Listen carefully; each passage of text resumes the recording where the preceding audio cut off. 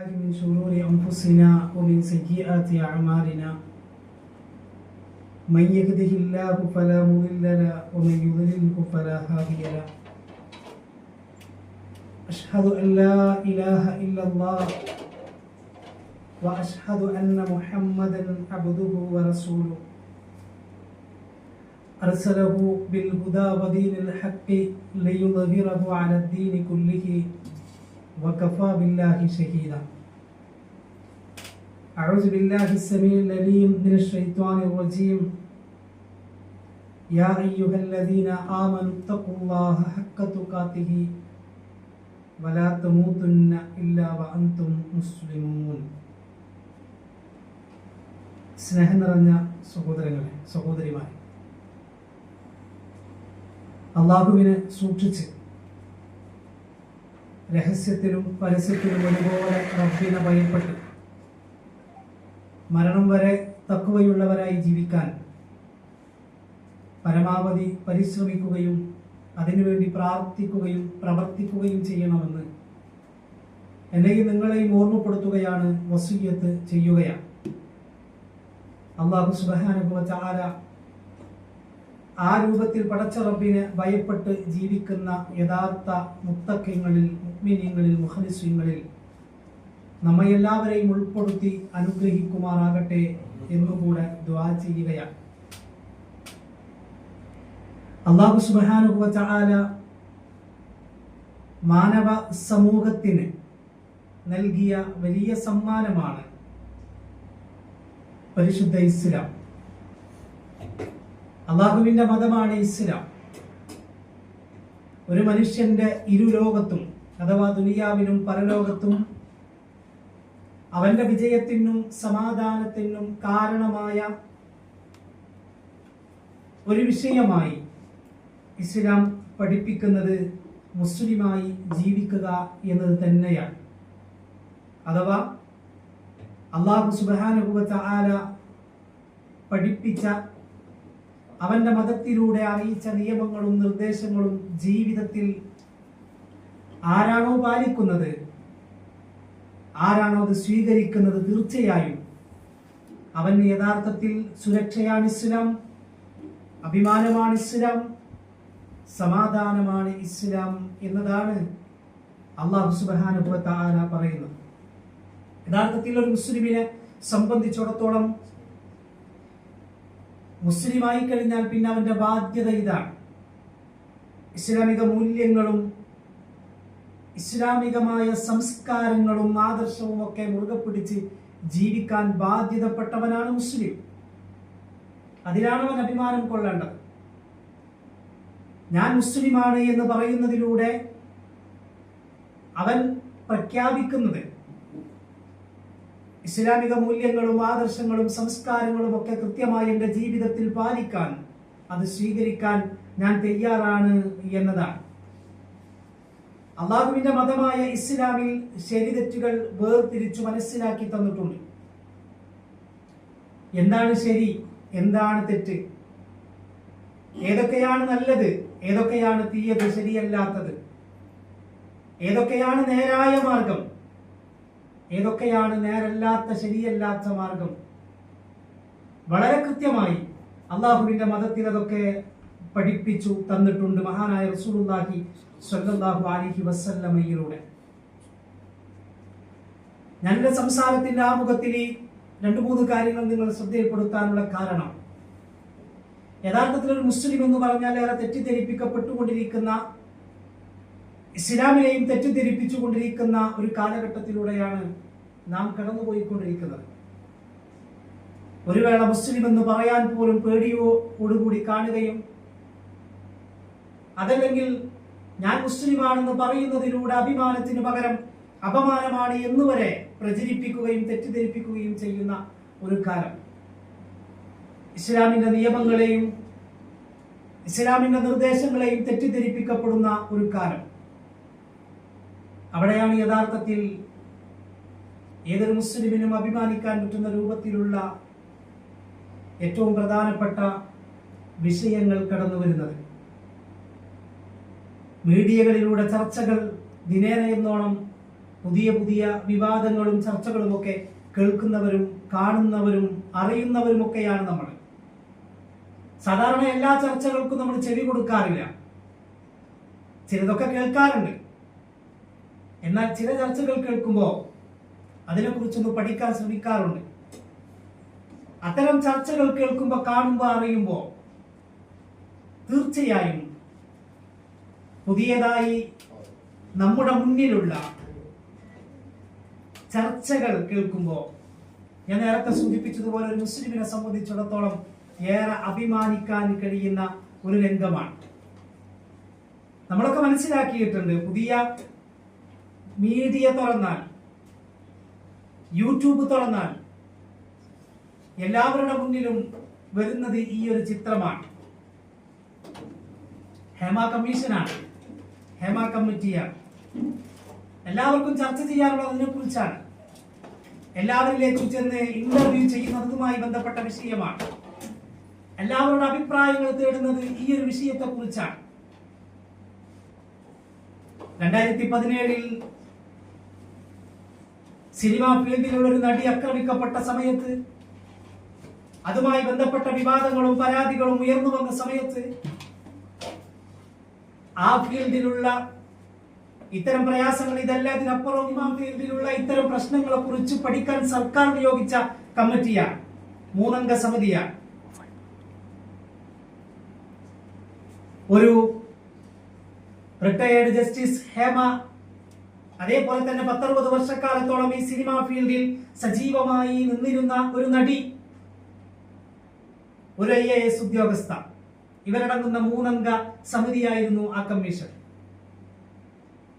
സർക്കാർ കോടിക്കണക്കിന് പൈസ ചെലവഴിച്ചിട്ടാണ് ഈ സമിതിയെ വെക്കുകയും അതുമായി ബന്ധപ്പെട്ട പഠന റിപ്പോർട്ട് തയ്യാറാക്കാൻ അതിനുവേണ്ടി സർക്കാർ ചെലവഴിച്ചത് കോടിക്കണക്കിന് രൂപയാണ്. അവരാ ഫീൽഡിലുള്ള പ്രശ്നങ്ങളെ കുറിച്ച് പഠിച്ചു, ഓരോരുത്തരെ കുറിച്ച് വിളിച്ചു, അവരോട് ചോദിച്ചു എന്താണ് പ്രശ്നം. പലരും പ്രശ്നങ്ങൾ തുറന്നു പറഞ്ഞു.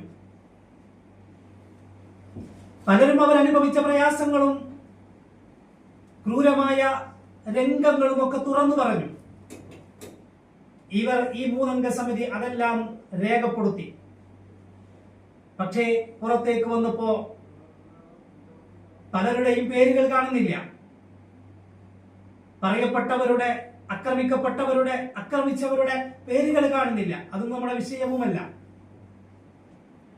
പക്ഷെ ഇവിടെ നമ്മൾ മനസ്സിലാക്കേണ്ടത്, ഞാൻ നേരത്തെ പറഞ്ഞല്ലോ, ചില വിഷയങ്ങൾ വരുമ്പോ നമുക്ക് അഭിമാനിക്കാം, നമുക്കൊന്നുകൂടെ തല ഉയർത്തി മുസ്ലിമിന് പറയാം, വഅന മിനൽ മുസ്ലിമീൻ, ഞാൻ മുസ്ലിങ്ങളിൽ പെട്ടവനാണ്, ഇസ്ലാമിക ആദർശവും ഇസ്ലാമിക സംസ്കാരങ്ങളും ഇസ്ലാമിക മൂല്യങ്ങളും മുറുകെ പിടിക്കുന്നതിൽ അഭിമാനം കൊള്ളുന്നവനാണ് എന്ന് ഏതൊരാളുടെ മുമ്പിലും തല ഉയർത്തി പറയാൻ കഴിയുന്ന രൂപത്തിലുള്ള ചില ചർച്ചകളായിരുന്നു ഇതുമായി ബന്ധപ്പെട്ട ചർച്ചകൾ. അതെങ്ങനെയെന്ന് ചോദിച്ചാൽ, ഇത്തരത്തിലുള്ള പ്രശ്നങ്ങൾക്ക് പരിഹാരമായി ഈ 3 അംഗ സമിതി മുന്നോട്ട് വച്ചിട്ടുള്ള ആ റിപ്പോർട്ടിൽ പറഞ്ഞിട്ടുള്ള കാര്യങ്ങളുണ്ട്. 3 അംഗ സമിതി ഈ പ്രശ്നങ്ങളും പ്രയാസങ്ങളും അനുഭവിക്കുന്ന കാലഘട്ടത്തിൽ അവരെന്തുകൊണ്ട് ആക്രമിക്കപ്പെട്ടു, അവരെന്തുകൊണ്ട് പീഡിപ്പിക്കപ്പെട്ടു, ഈ മേഖലയിൽ നടക്കുന്ന പ്രയാസങ്ങൾ എന്തൊക്കെ, ഇതിനുള്ള പരിഹാരങ്ങൾ എന്തൊക്കെ, അത് പറഞ്ഞിടത്ത് ചില കാര്യങ്ങൾ നമ്മൾ മനസ്സിലാക്കേണ്ടതുണ്ട്, ചില കാര്യങ്ങൾ നമ്മൾ അറിയേണ്ടതുണ്ട്. ഇവിടെ ഞാൻ പറഞ്ഞല്ലോ, സ്വാഭാവികമായും ഇത്തരം കാര്യങ്ങൾ ചർച്ച ചെയ്യുന്നതും ഇത്തരം കാര്യങ്ങൾ സമൂഹത്തിന്റെ മുന്നിൽ സമർപ്പിക്കുന്നതും പരിഹാരമായി പറയുന്നതും അതൊന്നും മുസ്ലിമീങ്ങളല്ല. ഞാൻ പറഞ്ഞല്ലോ, 3 അംഗ സമിതിയിൽ ഒരു മുസ്ലിമില്ല. ജസ്റ്റിസ് ഹേമ മുസ്ലിമല്ല. 3 അംഗ സമിതിയിൽ ഒരു നടി മുസ്ലിമല്ല. IAS ഉദ്യോഗസ്ഥയും മുസ്ലിമല്ല. പക്ഷെ അവർ മുന്നോട്ട് വെച്ച കാര്യങ്ങൾ ഇസ്ലാമിനെ തെറ്റിദ്ധരിപ്പിക്കുകയും കിതാബിലെ പെണ്ണ് എന്ന ഒരു നാടകം നമ്മളാരും ചർച്ച ചെയ്ത് കഴിഞ്ഞിട്ടില്ല. അല്ലെങ്കിൽ അത്തരം ചർച്ചകൾ നമ്മുടെ നാട്ടിലും നമുക്കിടയിലുമാണ് നടന്നത്. ടോയ്ലറ്റ് വിവാദം കഴിഞ്ഞിട്ട് ദിവസങ്ങളായിട്ടില്ല. മഹാരാജാസ് കോളേജിലെ ടോയ്ലറ്റ് വിവാദം. ഞങ്ങളാണ് പുരോഗമനവാദികളെന്ന് അവകാശപ്പെടുന്നവർ. എല്ലാവിധ സുരക്ഷയും സമാധാനവും ഉള്ള മേഖല ഇതാണ്. ഇസ്ലാം കേവലം ആളുകളെ പ്രയാസപ്പെടുത്തുന്ന 6-ാം നൂറ്റാണ്ടിലെ മതമാണ്, 6-ാം നൂറ്റാണ്ടിലെ കാടൻ നിയമങ്ങളാണ് എന്ന് പറഞ്ഞ് പരിഹസിക്കുകയും ചെയ്തിരുന്ന ആളുകൾക്ക് മുമ്പിലാണ് വളരെ കൃത്യമായി ഇവർ പറയുന്ന കാര്യങ്ങൾ നമ്മൾ മനസ്സിലാക്കേണ്ടത്. ഇവിടെ സഹോദരങ്ങളെ, ഒന്നാമതായി നമ്മൾ മനസ്സിലാക്കേണ്ടത് സിനിമ സമൂഹത്തിന് നൽകുന്ന ഒരു മെസ്സേജ് ഉണ്ട്. സിനിമ എന്താണോ സമൂഹത്തിന് നൽകുന്ന മെസ്സേജ്, അത് തന്നെയാണെന്ന് ആ ഫീൽഡിൽ അവർ അനുഭവിച്ചു കൊണ്ടിരിക്കുന്നത്. ലഹരി ഉപയോഗിക്കുന്നു, സിനിമയില, പക്ഷെ എഴുതി കാണിക്കുന്നുണ്ട് അത് പാടില്ല, തെറ്റാണെന്ന്, അത് ഹാനികരമാണെന്ന് എഴുതി കാണിക്കും. എന്തൊരു വിരോധാഭാസമാണത്. പരസ്യമായി ലഹരി ഉപയോഗിക്കുന്നു. പുതിയ തലമുറക്കത് തെറ്റല്ല എന്നുള്ള രൂപത്തിൽ പുതിയ പുതിയ ലഹരിയുടെ കാരണങ്ങളും പുതിയ പുതിയ ലഹരിയുടെ രൂപങ്ങളൊക്കെ പുതിയ തലമുറക്ക് മുമ്പിൽ പരിചയപ്പെടുത്തുന്നു. അതാണ് ശരിയെന്ന് വളർന്നു വരുന്ന മക്കളുടെ മനസ്സുകളിലേക്ക് ഇട്ടുകൊടുക്കുന്നു. പ്രണയങ്ങളും ഒളിച്ചോട്ടങ്ങളും അവിഹിത ബന്ധങ്ങളും വിവാഹേതര ബന്ധങ്ങളും കൊലപാതകങ്ങളും അക്രമങ്ങളും ഇതെല്ലാം ഇവർ നൽകുന്ന മെസ്സേജാണ്, സിനിമ നൽകുന്ന മെസ്സേജാണ്. അവിടെയാണ് ഞാൻ പറഞ്ഞത്, ഇവരെന്താണോ സമൂഹത്തിന് നൽകുന്നത് അത് തന്നെയാണ് ആ ഫീൽഡിൽ അവർ അനുഭവിക്കുന്നത്. ജസ്റ്റിസ് ഹേമ കമ്മീഷൻ നൽകിയ റിപ്പോർട്ട് വായിച്ചവരുണ്ടാവാം. അതിൽ പറയുന്നത് ഏറ്റവും പ്രധാനമായും 2 കാര്യങ്ങളാണ്. ഒന്ന്, സ്ത്രീകൾ ശാരീരികമായി ഉപദ്രവിക്കപ്പെടുന്നു. മറ്റൊന്ന്, സിനിമാ ഫീൽഡിൽ ഏറ്റവും കൂടുതൽ ലഹരി ഉപയോഗിക്കുന്നു എന്നാണ്. ഇവർക്ക് പരാതിപ്പെടാനും സങ്കടപ്പെടാനും എന്ത് ധാർമ്മികമായ അവകാശമാണുള്ളത് എന്ന് നമ്മൾ ചോദിക്കുന്നുണ്ട്. ലഹരിയെക്കുറിച്ച്, സിനിമാ ഫീൽഡിൽ ലഹരി ഉപയോഗം വ്യാപകമാണ് എന്ന് പറയാൻ ഇവർക്ക് ധാർമ്മികമായ എന്ത് അവകാശമാണുള്ളത്? സിനിമാ ഫീൽഡിൽ അവിഹിത ബന്ധങ്ങൾ നടക്കുന്നു, ഉപദ്രവിക്കപ്പെടുന്നു എന്ന് പറയാൻ ധാർമ്മികമായ എന്ത് അവകാശങ്ങളാണ് ഇവർക്കുള്ളത്? അവകാശമാണ് ഇവർക്കുള്ളത്? ഒരിക്കലുമില്ല, ഒരവകാശവുമില്ല. കാരണം ഇവർ സമൂഹത്തിന് നൽകുന്ന മെസ്സേജ് ഇതാണ്. ഇവർ സമൂഹത്തിന് മുന്നിൽ വിളിച്ചു പറയുന്നതും ഇത് തന്നെയാണ്. സിനിമാ മേഖല എന്ന് പറഞ്ഞാൽ ഏറ്റവും വലിയ കുത്തഴിഞ്ഞ ലൈംഗിക അരാജകത്വത്തിന്റെയും കുത്തഴിഞ്ഞ ലൈംഗികതയുടെയും ഇരുട്ടുമുറികളാണ് എന്ന് സഹോദരങ്ങളെ നമ്മൾ മനസ്സിലാക്കണം. എന്താണ് സിനിമ എന്ന് ചോദിച്ചാൽ അതിന്റെ ഉത്തരം ഇതാണ്. വ്യഭിചാരവുമായി ബന്ധപ്പെട്ട കാര്യങ്ങൾ, വ്യഭിചാരത്തിൽ ചെന്ന് അവസാനിക്കുന്ന കാര്യങ്ങൾ, അതിനുമപ്പുറം കേട്ടാൽ അറക്കുന്ന വെറുക്കുന്ന വർത്തമാനങ്ങളുടെ പിന്നാമ്പുറക്കഥകൾ, ഇതല്ലേ യഥാർത്ഥത്തിൽ സിനിമ? നമ്മൾ മനസ്സിലാക്കണം. ഒരു സംവിധായകൻ പറഞ്ഞ വാർത്താ സമ്മേളനത്തിൽ ഒരു സംവിധായകൻ പറഞ്ഞ വാക്കുകൾ നമ്മൾ കേട്ടിട്ടുണ്ടാകും. എന്റെ സിനിമ കണ്ടിട്ട് 10 വിവാഹമോചനമെങ്കിലും നടന്നാൽ ഞാൻ സംതൃപ്തനായി. ആലോചിച്ച് നോക്കൂ നിങ്ങളെ. ഒരു സംവിധായകൻ പറയാ, എന്റെ സിനിമ കണ്ടിട്ട് 10 വിവാഹമോചനം, 10 കുടുംബങ്ങൾ നന്നായി എന്ന് പറഞ്ഞല്ല. തെറ്റി നിൽക്കുന്ന 2 ഭാര്യ ഭർത്താക്കന്മാർ എന്റെ സിനിമയുടെ മെസ്സേജുകൾ കിട്ടിയിട്ട് അല്ലെങ്കിൽ സിനിമ കണ്ടിട്ട് അവർ നന്നായാൽ ഞാൻ സംതൃപ്തനായി എന്നല്ല. പരസ്യമായി പറയാ, എന്റെ സിനിമ കണ്ടിട്ട് 10 കുടുംബങ്ങൾ തകർന്നാൽ, 10 ഡിവോഴ്സുകൾ, വിവാഹമോചനം നടന്നാൽ ഞാൻ സംതൃപ്തനായി. ആലോചിച്ച് നോക്കൂ നിങ്ങൾ. പരസ്യമായി ചാനലുകൾക്ക് മുമ്പിൽ വന്നിരുന്ന് ഞാൻ ഇന്നതൊക്കെ ചെയ്തിട്ടുണ്ട്, മീടു എന്ന പേരിൽ വിളിച്ചു പറയുന്ന, കേട്ടാൽ കേൾക്കാൻ ഇഷ്ടപ്പെടാത്ത, മാന്യമായ ഭാഷയിലല്ലാത്ത വർത്തമാനങ്ങൾ നമ്മൾ കേൾക്കുകയാണ് വാർത്തയിലൂടെ, ചർച്ചയിലൂടെ. ഇവിടെയാണ് സഹോദരങ്ങളെ നമ്മൾ മനസ്സിലാക്കേണ്ടത്. ഇവരെ സംബന്ധിച്ചിടത്തോളം ഞാൻ നേരത്തെ സൂചിപ്പിച്ചതുപോലെ ഇവരാണ് സെലിബ്രിറ്റികൾ. ഇവരുടെ പിന്നാലെയാണ് പുതിയ ന്യൂജൻ, ഇവരുടെ പിന്നാലെയാണ് യുവതി യുവാക്കൾ, ഇവരുടെ പിന്നാലെയാണ് പുതിയ തലമുറ. ഇവരോടൊപ്പം സെൽഫി എടുക്കാൻ, ഇവരുടെ ഒരു സമയത്തിന്, ഇവരുടെ ഒരു മണിക്കൂറിന്, ഇവരുടെ ഒരു ഡേറ്റിന് കാത്തു നിൽക്കുകയാണ്. ആലോചിച്ച് നോക്കൂ നിങ്ങൾ. അവിടെയാണ് വളരെ കൃത്യമായി നമ്മൾ മനസ്സിലാക്കേണ്ടത് പൈശാചികമായ പൈശാചികമായ ഒരവസ്ഥയാണ് സിനിമയും അനുബന്ധ മീഡിയകളും സമൂഹത്തിന് സമ്മാനിക്കുന്നത് എന്ന ഏറ്റവും കൃത്യമായ ഒരു ബോധം നമുക്കുണ്ടാവണം. സിനിമ സമ്മാനിക്കുന്നത് ഇതാണ്. ചില ആളുകൾ പറയാറുണ്ട്, അതൊരു എന്റർടൈൻമെന്റ് അല്ലേ, അതൊരു കുറച്ചേറെ സമയം കളയാനല്ലേ. അല്ല, അങ്ങനെ മാത്രം കണ്ടാൽ പോരാ. ഇന്ന് ചെറിയ മക്കൾ അവർ പാടുന്ന പാട്ടുകൾ പോലും, അവരുടെ സംസാരങ്ങളിൽ പോലും, എന്തിനേറെ അവരുടെ കൈവിരലുകൾ കൊണ്ട് കാണിക്കുന്ന ആക്ഷനുകൾ പോലും എവിടെന്നാ കിട്ടിയത്? എവിടെന്നാ മക്കൾക്ക് അത് അനുഭവിക്കാൻ അല്ലെങ്കിൽ അത്തരം കാര്യങ്ങൾ അവർ കാണിക്കാൻ എവിടെന്നാ അവർക്ക് മനസ്സിലായത്? ചെറിയ മക്കൾക്ക് എന്തായാലും ഉമ്മയും ബാപ്പയും പഠിപ്പിച്ചാലാന്ന് ഉറപ്പാണല്ലോ. പിന്നെ എവിടെന്നാ അവർക്ക് ഇത് കിട്ടുന്നത്? സിനിമയിൽ നിന്നും സീരിയലിൽ നിന്നും ഇതുപോലെയുള്ള മീഡിയയിൽ നിന്നല്ലാതെ. അതുകൊണ്ടാണ് നമ്മൾ മനസ്സിലാക്കേണ്ടത്, പൈശാചിക ലോകമാണത്. പിശാചിന്റെ സ്വാധീനമാണ് അവിടെയുള്ളത്. അത്തരമൊരവസ്ഥയാണ് സിനിമയും അതുമായി ബന്ധപ്പെട്ട മീഡിയകളും സമ്മാനിക്കുന്നത് എന്ന് നമ്മൾ മനസ്സിലാക്കണം. ഇവിടെയാണ് സഹോദരങ്ങളെ ഹേമ കമ്മീഷനുമായി ബന്ധപ്പെട്ട ചില കാര്യങ്ങൾ നമ്മൾ തിരിച്ചറിയേണ്ടത്. ആ കമ്മീഷൻ തയ്യാറാക്കിയ റിപ്പോർട്ട് വായിച്ചവരുണ്ടാകും ഒരു പക്ഷേ. അതിന്റെ തുടക്കം ഇങ്ങനെയാണ്. ഞാൻ എന്താണ് ഹേമ കമ്മീഷൻ എന്ന് പറയാനല്ല കേട്ടോ ഇതൊന്നും പറയുന്നത്. പക്ഷെ അത് നമ്മൾ മനസ്സിലാക്കിയാൽ, ഈ കമ്മീഷൻ മുന്നോട്ട് വെച്ച പരിഹാരങ്ങൾ നമ്മൾ മനസ്സിലാക്കിയാൽ, അവിടെ കൃത്യമായി 6-ാം നൂറ്റാണ്ടിൽ പഠിപ്പിച്ച അതേ പരിഹാരം തന്നെയാണ് 21-ാം നൂറ്റാണ്ടിലും പരിഹാരമായി മുസ്ലിമല്ലാത്തവർക്ക് പോലും ലോകത്തോട് പറയാനുള്ളത്, വിളിച്ചു പറയാനുള്ളത് എന്ന കാര്യം നമ്മൾ മനസ്സിലാക്കണം. പക്ഷെ നമ്മളെ പല ആളുകൾക്ക് അത് മനസ്സിലായില്ല എന്നുള്ളത് വേറെ കാര്യം. ഇസ്ലാമിന്റെ സംസ്കാരത്തിന്റെ വില, ഇസ്ലാമിക മൂല്യം അതൊന്നും മുസ്ലിമായ ആളുകൾക്ക് മനസ്സിലായിട്ടില്ല എന്നുള്ളത് വേറെ കാര്യം.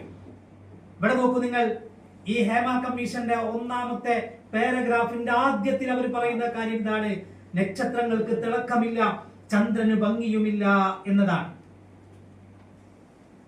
പിന്നെ അതിന്റെ ഉള്ളിൽ എന്തായിരിക്കും എന്ന് പറയേണ്ടതില്ലല്ലോ. അവർ വിളിച്ചു പറയാണ് ആദ്യത്തെ പാരഗ്രാഫിൽ, സമൂഹമേ നിങ്ങൾ കാണുന്നത് പോലെയല്ല. നിങ്ങൾ കാണുമ്പോ വലിയ വലിയ മനുഷ്യന്മാരായിരിക്കാം, അവർ നല്ല ഭർത്താക്കന്മാരായിരിക്കാം, അവർ നല്ല സഹോദരങ്ങളായിരിക്കാം, അവർ നല്ല ആങ്ങളമാരായിരിക്കാം, അവർ നല്ല ഭാര്യമാരായിരിക്കാം, അവർ നല്ല അയൽവാസികളായിരിക്കാം. അല്ല, അതല്ല അവരുടെ ജീവിതം. അതാണ് 1-ാമതായി പറയുന്നത്. നിങ്ങൾ വലിയ താരപരിവേഷമൊക്കെ നൽകിക്കൊണ്ട് നടക്കുന്ന ഇവരുണ്ടല്ലോ, ഇവരൊന്നുമല്ല. അതാണ് നക്ഷത്രങ്ങൾക്ക് തിളക്കമില്ല, ചന്ദ്രന് ഭംഗിയുമില്ല എന്ന് സൂചനകൾ നൽകിക്കൊണ്ടാണ് ഈ റിപ്പോർട്ട് ആരംഭിക്കുന്നത്. അതിൽ ഈ 3 പേരും, ഒരു റിട്ടയർഡ് ജസ്റ്റിസ്, അതേപോലെ തന്നെ ഒരു നടി, അതേപോലെ തന്നെ ഒരു IAS ഉദ്യോഗസ്ഥ, ഇവർ 3 പേരും ഒന്നിച്ച് റിപ്പോർട്ട് തയ്യാറാക്കലല്ല, മറിച്ച് 3 പേരുടെയും വ്യത്യസ്തമായ റിപ്പോർട്ടുകളാണ്. അതിൽ ഈ നടി പറയുന്നുണ്ട് 60 വർഷക്കാലത്തോളം സിനിമാ ഫീൽഡിൽ സജീവമായിരുന്ന നടി. ഞാൻ ആ നടിയുടെ പേരൊന്നും പറയുന്നില്ല, ഒരുപക്ഷെ സംസാരത്തിൽ വന്നുപോയാൽ ആവുന്നല്ലാതെ മനഃപൂർവ്വം ആ നടിയുടെ പേരൊന്നും പറയാൻ ഉദ്ദേശിക്കുന്നില്ല. ആ നടി പറയുന്ന ചില കാര്യങ്ങളുണ്ട്. എന്താണെന്നറിയോ? 1-ാമതായി അവർ പറയുന്നത് സ്ത്രീക്ക് സുരക്ഷിതമായി വസ്ത്രം മാറാനുള്ള സൗകര്യങ്ങളുടെ അഭാവമാണ്. നോക്കൂ നിങ്ങൾ, സിനിമാ ഫീൽഡിൽ അവിടെയാണ് സുരക്ഷിതത്വം. ഇസ്ലാം മുന്നോട്ട് വെക്കുന്നതും മുസ്ലിമായി ജീവിക്കുക എന്നൊക്കെ പറഞ്ഞാൽ, ഇസ്ലാമിക നിർദ്ദേശങ്ങൾ പാലിക്കുക എന്ന് പറഞ്ഞാൽ അതൊക്കെ കുറച്ച് പ്രയാസമാണ്. അത് സ്ത്രീകളെ തളച്ചിടാണ്, സ്ത്രീകളുടെ സ്വാതന്ത്ര്യം നഷ്ടപ്പെടുത്താണ് എന്ന് പറയുന്നവർ അവർ പറയാ, എവിടെയാണോ സമാധാനമുണ്ട്, സുരക്ഷിതത്വമുണ്ട് എന്ന് പറയുന്നത്, അവിടെ സ്ത്രീകൾക്ക് വസ്ത്രം മാറാനുള്ള സൗകര്യങ്ങൾ പോലും ഇല്ല എന്നാണ് 1-ാമതായി അവർ പറയുന്നത്. എന്ന് പറഞ്ഞാൽ സ്ത്രീക്ക് സുരക്ഷിതമായി വസ്ത്രം മാറാനുള്ള സൗകര്യം ഉണ്ടാക്കണം ആദ്യം. 2-ാമതായി അവർ പറയുന്നത് ഈ മേഖലയിൽ ലൈംഗിക അതിക്രമം വർദ്ധിക്കുന്നു എന്നതാണ്. ഈ മേഖലയിൽ ഏറ്റവും വലിയ ലൈംഗിക അതിക്രമം വർദ്ധിക്കുന്നു. അതിന്റെ കാരണവും അവർ പറയുന്നുണ്ട്. ഇന്ന് നമ്മുടെ സമൂഹത്തിൽ പാശ്ചാത്യ സംസ്കാരത്തിന്റെ സ്വാധീനം വളരെ കൂടുതലാണ്. വെസ്റ്റേൺ കൾച്ചർ എന്നാണ് അവർ പറഞ്ഞത്. നമ്മുടെ നാട്ടിലേക്ക് എത്ര തന്നെ സിനിമയുണ്ടായിരുന്നാലും ഒരു പഴമയുടെ രൂപമുണ്ടായിരുന്നു, അത് മാറി. പുതിയ തലമുറക്ക് വെസ്റ്റേൺ കൾച്ചർ, പടിഞ്ഞാറൻ സംസ്കാരം, അത് നമ്മുടെ നാട്ടിലേക്ക്, നമുക്കിടയിലേക്ക് വന്നപ്പോ അത്തരം സ്വാധീനം അധികരിച്ചപ്പോ അവിടെയാണ് ഇത്തരം അക്രമങ്ങൾ വർദ്ധിക്കുന്നത് എന്നവർ പറയുന്നു. മൂന്നാമത്തെ കാര്യം പറയുന്നത്, ഇൻഡസ്ട്രിയിലെ പലരും പ്രത്യേകമായിട്ട് എന്നിട്ട് അവർ ബ്രാക്കറ്റിൽ വുമൺ എന്ന് പറയുന്നുണ്ട്, സ്ത്രീകൾ ഇന്ന് വസ്ത്രം ധരിക്കുന്ന രീതി ശരിയല്ല. വസ്ത്രം ധരിക്കുന്നതിനേക്കാൾ എന്ന് പറഞ്ഞാൽ വസ്ത്രം കൊണ്ട് മറച്ചു വെക്കുന്നതിനേക്കാൾ കൂടുതൽ അവരുടെ ശരീരഭാഗങ്ങൾ തുറന്നു കാണിക്കുന്നു എന്നതാണ്. നാലാമത്തെ കാര്യം അവർ പറഞ്ഞത് അടിസ്ഥാന സൗകര്യങ്ങളുടെ അഭാവം എന്നാണ്. സ്ത്രീകൾക്കും പുരുഷന്മാർക്കും വേറെ വേറെ ടോയ്ലറ്റുകൾ വേണമെന്നാണ്. സ്ത്രീകൾക്കും പുരുഷന്മാർക്കും വേറെ വേറെ ടോയ്ലറ്റുകൾ വേണമെന്നാണ്. നിങ്ങളൊന്ന് യൂട്യൂബിൽ പോയിട്ട് ടോയ്ലറ്റ് വിവാദം എന്ന് സെർച്ച് ചെയ്താൽ നിങ്ങൾക്ക് കിട്ടും ഈ 2 ആഴ്ച മുൻപ് അല്ലെങ്കിൽ 1 മാസം മുൻപ് എറണാകുളത്തെ മഹാരാജാസ് കോളേജിൽ നടന്ന വിവാദം. ആണുങ്ങൾക്ക്, ആൺകുട്ടികൾക്കും പെൺകുട്ടികൾക്കും ഒരൊറ്റ ബാത്റൂം മതി. എന്തിനാ വേറെ വേറെ ബാത്റൂം? ഞങ്ങൾക്ക് എന്തിനാ ഇവിടെ വിവേചനം? ഞങ്ങൾക്കിടയിൽ എന്തിനാ വിവേചനം കാണിക്കുന്നത്? ഞങ്ങൾ ഒന്നിച്ചിരുന്നാൽ എന്താ പ്രശ്നം? ഞങ്ങൾ ഒന്നിച്ച് റൂമിൽ കഴിഞ്ഞാൽ എന്താ പ്രശ്നം? ആൺകുട്ടികളും പെൺകുട്ടികളും ഇരുന്നാൽ എന്താ പ്രശ്നം എന്നൊക്കെ ചോദിച്ച് വിവാദങ്ങൾ ഉണ്ടാക്കി ഇപ്പോഴും അവിടെയുണ്ട്. ഒന്നിച്ച് ആൺകുട്ടികൾക്കും പെൺകുട്ടികൾക്കും പോവാനുള്ള ടോയ്ലറ്റ് ആലോചിച്ച് നോക്കൂ നിങ്ങൾ. ഇത് പുരോഗമനമെന്ന് അവകാശപ്പെടുന്നവർ ഇസ്ലാം പഠിപ്പിക്കുന്ന സംസ്കാരവും ഇസ്ലാം പഠിപ്പിക്കുന്ന രീതിയും ഒന്നും ശരിയല്ല.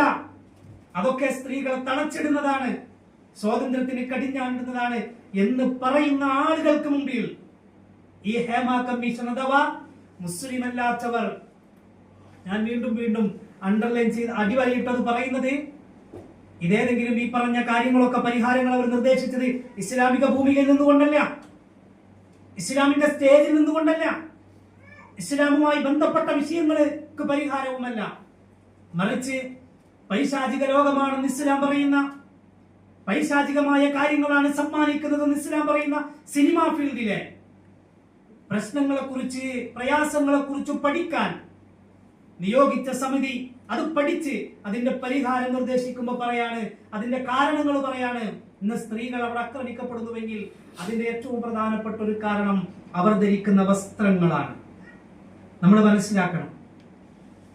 ഇവിടെയാണ് സഹോദരങ്ങളെ ഞാൻ നേരത്തെ പറഞ്ഞത്, ഇവിടെ നമുക്ക് അഭിമാനിക്കാം.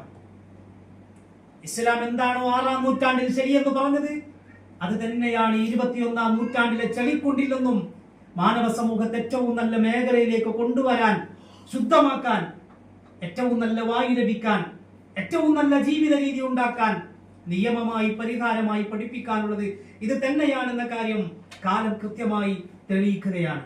ഇവിടെ സഹോദരങ്ങളെ നമ്മൾ തിരിച്ചറിയേണ്ട ഒരു കാര്യമുണ്ട്. സ്ത്രീകളുമായി ബന്ധപ്പെട്ടതാണല്ലോ നമ്മുടെ വിഷയം.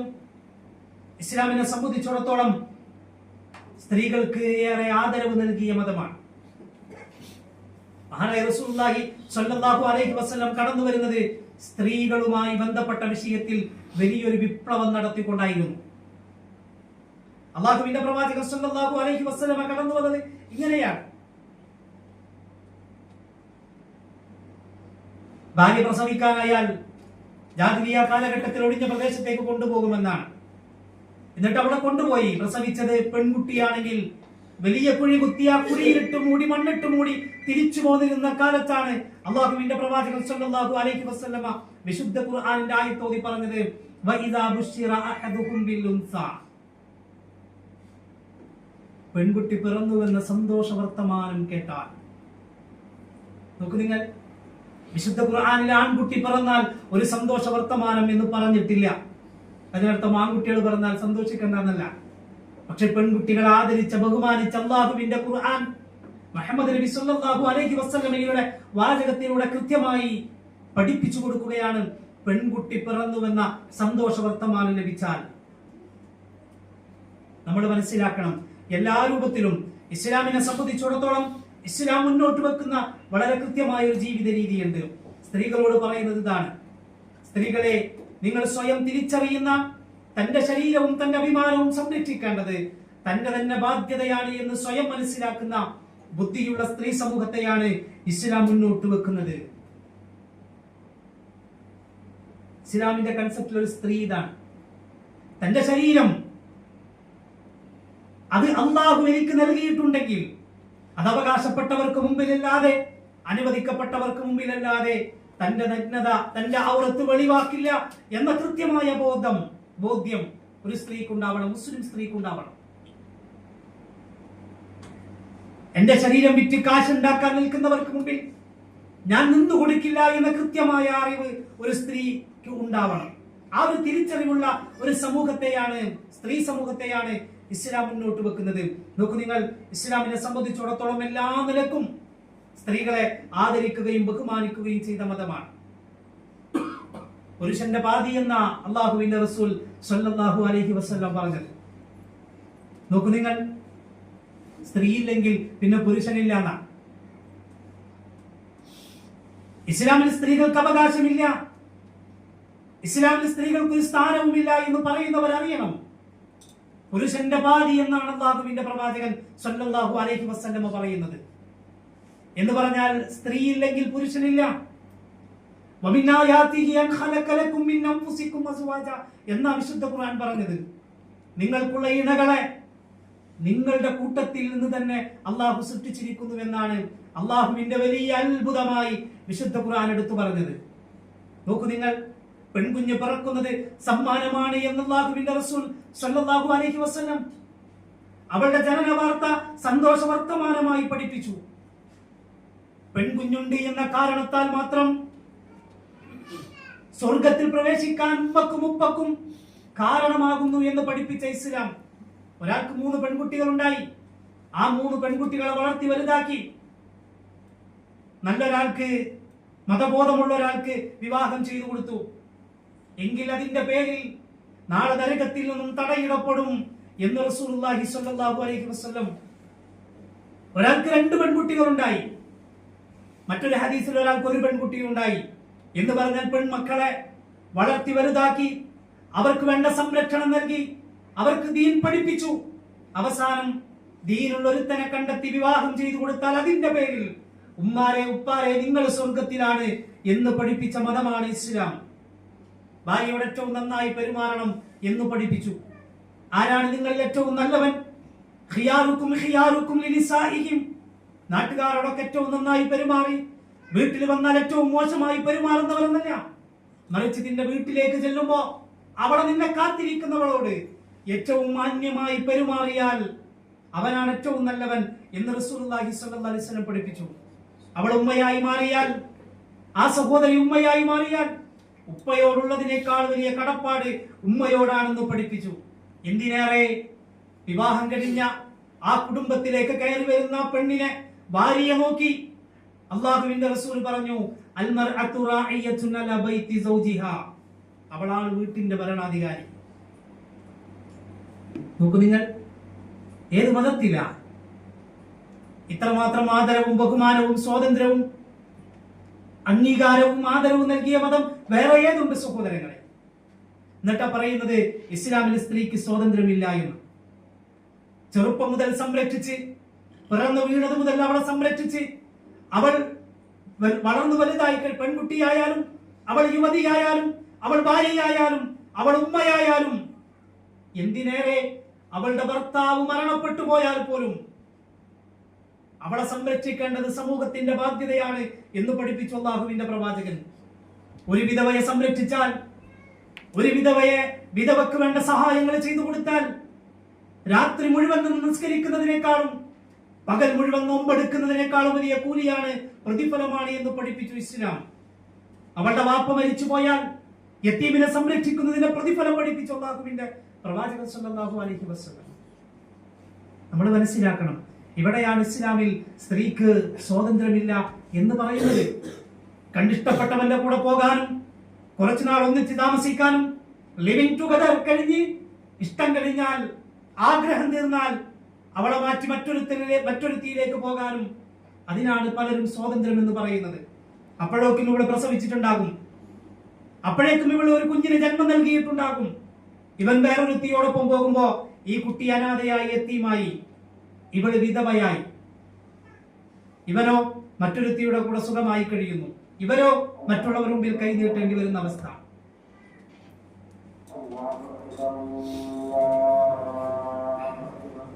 ുള്ള സംരക്ഷണവും സുരക്ഷിതത്വവും സമാധാനവും നൽകിയ മതമാണ് ഇസ്ലാം, പ്രത്യേകിച്ച് സ്ത്രീ സമൂഹത്തിന്.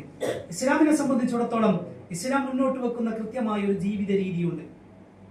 എന്താണ് സംസ്കാരമെന്നും എന്താണ് പെരുമാറ്റമെന്നും എന്താണ് മാന്യതയെന്നും എന്താണ് സുരക്ഷയെന്നും എന്താണ് അഭിമാനമെന്നും വളരെ കൃത്യമായി ഇസ്ലാം മാനവ സമൂഹത്തിന്റെ മുന്നിൽ പഠിപ്പിച്ചിട്ടുണ്ട്.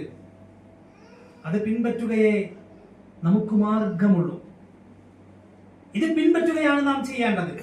നോക്കൂ, നിങ്ങൾ അള്ളാഹുവിന്റെ പ്രവാചകൻ സല്ലല്ലാഹു അലൈഹി വസല്ലമ വിശുദ്ധ ഖുർആൻ ഓതി പഠിപ്പിക്കുന്ന ഒരു കാര്യമുണ്ട്. നിങ്ങളുടെ സംസ്കാരം നന്നാവാൻ, നിങ്ങൾക്ക് ജീവിത വിശുദ്ധി ഉണ്ടാവാൻ നിങ്ങൾ ശ്രദ്ധിക്കേണ്ട ഏറ്റവും പ്രധാനപ്പെട്ട ഒരു വിഷയം എന്താണ്? അവിഹിതമായ ബന്ധത്തിലേക്ക് നിങ്ങൾ പോകരുത് എന്നാണ്. വിശുദ്ധ ഖുർആനിലെ സൂറത്തുൽ ഇസ്രായിലെ 32-ാമത്തെ ആയത്താണ്. വലാ തഖറബുസ് സിനാ ഇന്നഹു കാന ഫാഹിശതൻ വസാഅ സബീലാ. നോക്കൂ നിങ്ങൾ, വലാ തഖറബുസ് സിനാ, വ്യഭിചാരത്തോട് അവിഹിത ബന്ധത്തിലേക്ക് നിങ്ങൾ അടുത്തു പോകരുത് എന്നാണ്. അത്തരം ഒരു മേഖലയെ കുറിച്ച് ചിന്തിക്കാൻ പോലും പാടില്ല. അങ്ങനെ നിങ്ങൾ പോകരുത്.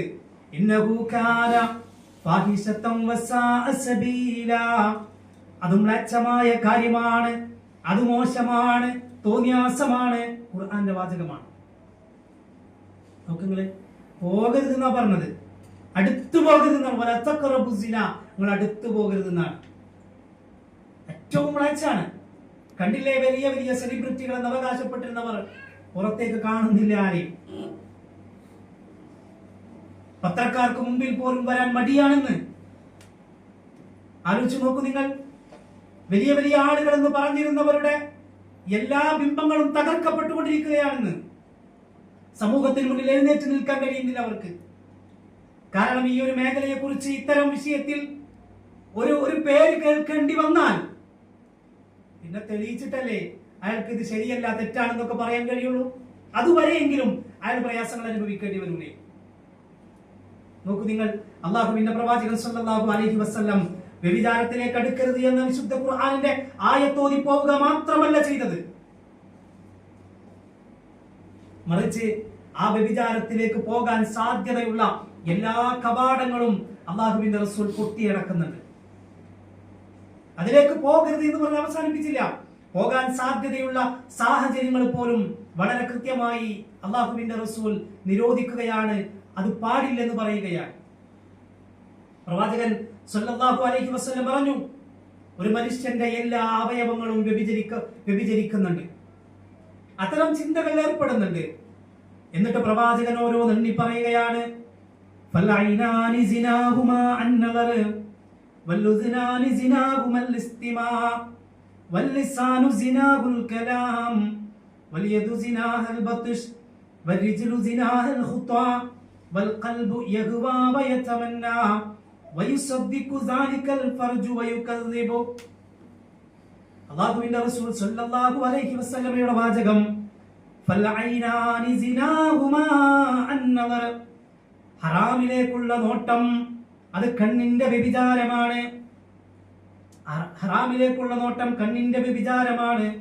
വല്ലുസ്നാനി സിനാഹുമൽ ഇസ്തിമാ, ഹറാമായ കാര്യങ്ങൾ കേൾക്കുക എന്നത് കാതിന്റെ വ്യഭിചാരമാണ്. വല്ലിസാനു സിനാഹുൽ കലാം, നാവിന്റെ വ്യഭിചാരം ഹറാം സംസാരിക്കലാണ്. വൽയദു സിനാഹ അൽ ബത്ഷ്, കയ്യിന്റെ വ്യഭിചാരം ഹറാം സ്പർശിക്കലാണ്. വൽരിജ്ലു സിനാഹൽ ഖുത്വാ, കാലിന്റെ വ്യഭിചാരം ഹറാമിലേക്ക് നടന്നെടുക്കലാണ്. വൽ ഖൽബ്, ഹൃദയത്തിന്റെ വ്യഭിചാരം ഹൃദയമതാ യഗ്വാ വയതമന്നാ, അത് ആഗ്രഹിക്കുകയാണ്, അത് മോഹിക്കുകയാണ്. വയുസദ്ദിഖു, അങ്ങനെ വന്നാൽ സാലികൽ ഫർജു വയുകദ്ദിബുഹു, ഒന്നുകിൽ അവൻ വ്യഭിചരിക്കും, അല്ലെങ്കിൽ അവൻ രക്ഷപ്പെട്ടു പോകും. കണ്ടോ നിങ്ങൾ, വ്യഭിചരിക്കരുത് എന്ന് പറഞ്ഞ് അവസാനിപ്പിച്ചു പോയില്ല. എല്ലാ അവസ്ഥകളെയും എല്ലാ സാഹചര്യങ്ങളെയും അള്ളാഹുവിന്റെ പ്രവാചകൻ സല്ലല്ലാഹു അലൈഹി വസല്ലം വളരെ വ്യക്തമായി അവിടെ പാടില്ല, അടുക്കരുത് എന്ന് പറഞ്ഞിട്ട് ഓരോന്നോരോന്ന് പഠിപ്പിക്കാം. പല ആളുകളൊക്കെ പറയാറുള്ള സാഹചര്യങ്ങളാണ്, സന്ദർഭങ്ങളാണ്. ഈ സന്ദർഭങ്ങളാണ് ഈ പറഞ്ഞത്. കാഴ്ചയാണ്, പ്രശ്നമാണ്, നോട്ടമാണ് ഈ പറഞ്ഞത്. നോക്കൂ നിങ്ങൾ, നമ്മൾ തിരിച്ചറിയണം. ഹറാമ് കാണരുത് എന്ന് പറഞ്ഞാൽ സിനിമാ ഫീൽഡിൽ ഹറാമ് കാണാതെ ഒരാൾക്ക് ഒരു സിനിമ കണ്ട് അവസാനിപ്പിക്കാൻ കഴിയുമോ? ഹറാമ് കേൾക്കാതെ ഒരാൾക്ക് ഒരു സിനിമ കണ്ട് അവസാനിപ്പിക്കാൻ കഴിയുമോ? ഇല്ലല്ലോ. അള്ളാഹുവിന്റെ പ്രവാചകൻ സല്ലല്ലാഹു അലൈഹി വസല്ലം കൃത്യമായി ഓരോന്ന് പഠിപ്പിക്കുന്നുണ്ട് അല്ലേ? ഇന്നെന്താണ് ആധുനിക മീഡിയക്ക് സമൂഹത്തിന് നൽകാനുള്ളത് എന്ന് ചോദിച്ചാൽ, പ്രത്യേകിച്ച് സിനിമാ ഫീൽഡിന്, സീരിയൽ ഫീൽഡിന്, അത്തരം പൈശാചിക ലോകത്തിന് സമർപ്പിക്കാനുള്ളത് എന്താണെന്ന് ചോദിച്ചാൽ അള്ളാഹുവിന്റെ പ്രവാചകൻ 1400 വർഷങ്ങൾക്ക് മുമ്പ് പറഞ്ഞ അതേ കാര്യങ്ങൾ തന്നെയാണ്. അതാണ് നടക്കുന്നത്. ലാ തഖൂമുസ്സാഅ ഹത്താ യതസാഫദു ഫിത്ത്വരീഖി തസാഫുദൽ ഹമീർ. ഖിയാമത്ത് സംഭവിക്കുകയേ ഇല്ല. കഴുതകൾ ഇണചേരുന്നത് പോലെ മനുഷ്യന്മാർ ഇണചേരുന്ന ഒരു കാലം വരും. എന്താ പറഞ്ഞത്? കഴുതകൾ ഇണചേരുന്നത് പോലെ മനുഷ്യന്മാർ ഇണചേരുന്ന ഒരു കാലം. മൃഗങ്ങളുടെ, ജന്തുക്കളുടെ കൂട്ടത്തിൽ തന്നെ ബുദ്ധിയില്ലെന്ന് പറയുന്ന, നമ്മൾ പറയുന്ന, അല്ലെങ്കിൽ ഏറ്റവും തരംതാണ ജന്തു എന്ന് പറയുന്ന കഴുത. ബന്ധം നോക്കേണ്ട, മറ നോക്കേണ്ട, സമയം നോക്കേണ്ട, പരസ്യമായി അവർക്കൊരു പ്രശ്നമില്ല. അതുപോലെ ബുദ്ധിയുണ്ടെന്ന് അവകാശപ്പെടുന്ന മനുഷ്യന്മാർ ചെയ്യുന്ന ഒരു കാലം വരും. പരസ്യമായും ഇടചേരാൻ മടിയില്ലാത്തൊരു കാലം വരുമെന്ന് ചോദിക്കുമ്പോ സ്വഹാബത്തിന്റെ ചോദ്യം, യാ റസൂലല്ലാഹ്, അല്ലാഹുവിന്റെ റസൂൽ അങ്ങനെ സംഭവിക്കോ? ആരാ ചോദിക്കുന്നത്? ജാഹിലിയ്യ കാലഘട്ടത്തിൽ വ്യഭിചാരം വ്യാപകമായിരുന്നൊരു സമൂഹത്തിൽ ജീവിച്ച് ആ ജീവിതത്തെ കണ്ട സ്വഹാബത്താ ചോദിക്കുന്നത്, അല്ലാഹുവിന്റെ റസൂലേ അങ്ങനെ സംഭവിക്കോ? വ്യഭിചാരം വ്യാപകമായിരുന്നുവെങ്കിലും പരസ്യമായി വ്യഭിചരിക്കുക എന്നത് അക്കാലത്ത് കുറവായിരുന്നു. അങ്ങനെ ഉണ്ടായിരുന്നില്ല എന്ന് വേണമെങ്കിൽ പറയാം. വ്യാപകമായിരുന്നു വ്യഭിചാരം, പക്ഷെ പരസ്യമായി അതിനവർക്കൊരു മടിയുണ്ടായിരുന്നു. അങ്ങനെ ഒരു മടിയില്ലാത്തൊരു കാലം എന്റെ ഈ സമുദായത്തിൽ വരുമെന്ന് പറഞ്ഞപ്പോൾ സ്വഹാബത്ത് ചോദിച്ചു, അങ്ങനെ ഉണ്ടാവോ റസൂലേ? അപ്പൊ റസൂലുള്ളാഹി സ്വല്ലല്ലാഹു അലൈഹി വസല്ലം പറഞ്ഞു, നഅം ലയകൂലന്ന, അതേ അങ്ങനെ സംഭവിക്കുക തന്നെ ചെയ്യും. സംഭവിച്ചില്ലേ? ഇന്ന് പരസ്യമായിട്ടല്ലേ എല്ലാം? പരസ്യമായിട്ട് സ്ക്രീനിലല്ലേ എല്ലാം? കോടിക്കണക്കിന് മനുഷ്യന്മാർ കാണല്ലേ ഇവരുടെ ഈ രംഗങ്ങൾ? ഇവർക്കൊരു മടിയില്ല. എന്നിട്ട് അവരാണ് സെലിബ്രിറ്റികൾ. എന്നിട്ട് അവരെ കാണാനാണ് പിന്നാലെ ഓടുന്നത്. നോക്കൂ നിങ്ങൾ, അല്ലാഹുവിന്റെ റസൂൽ പറഞ്ഞു,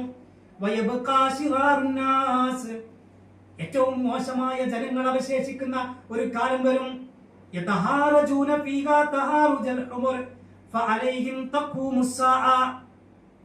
അന്നായിരിക്കും ഖിയാമത്ത് നാൾ എന്ന് റസൂലുള്ളാഹി സ്വല്ലല്ലാഹു അലൈഹി വസല്ലം. എന്താണ്?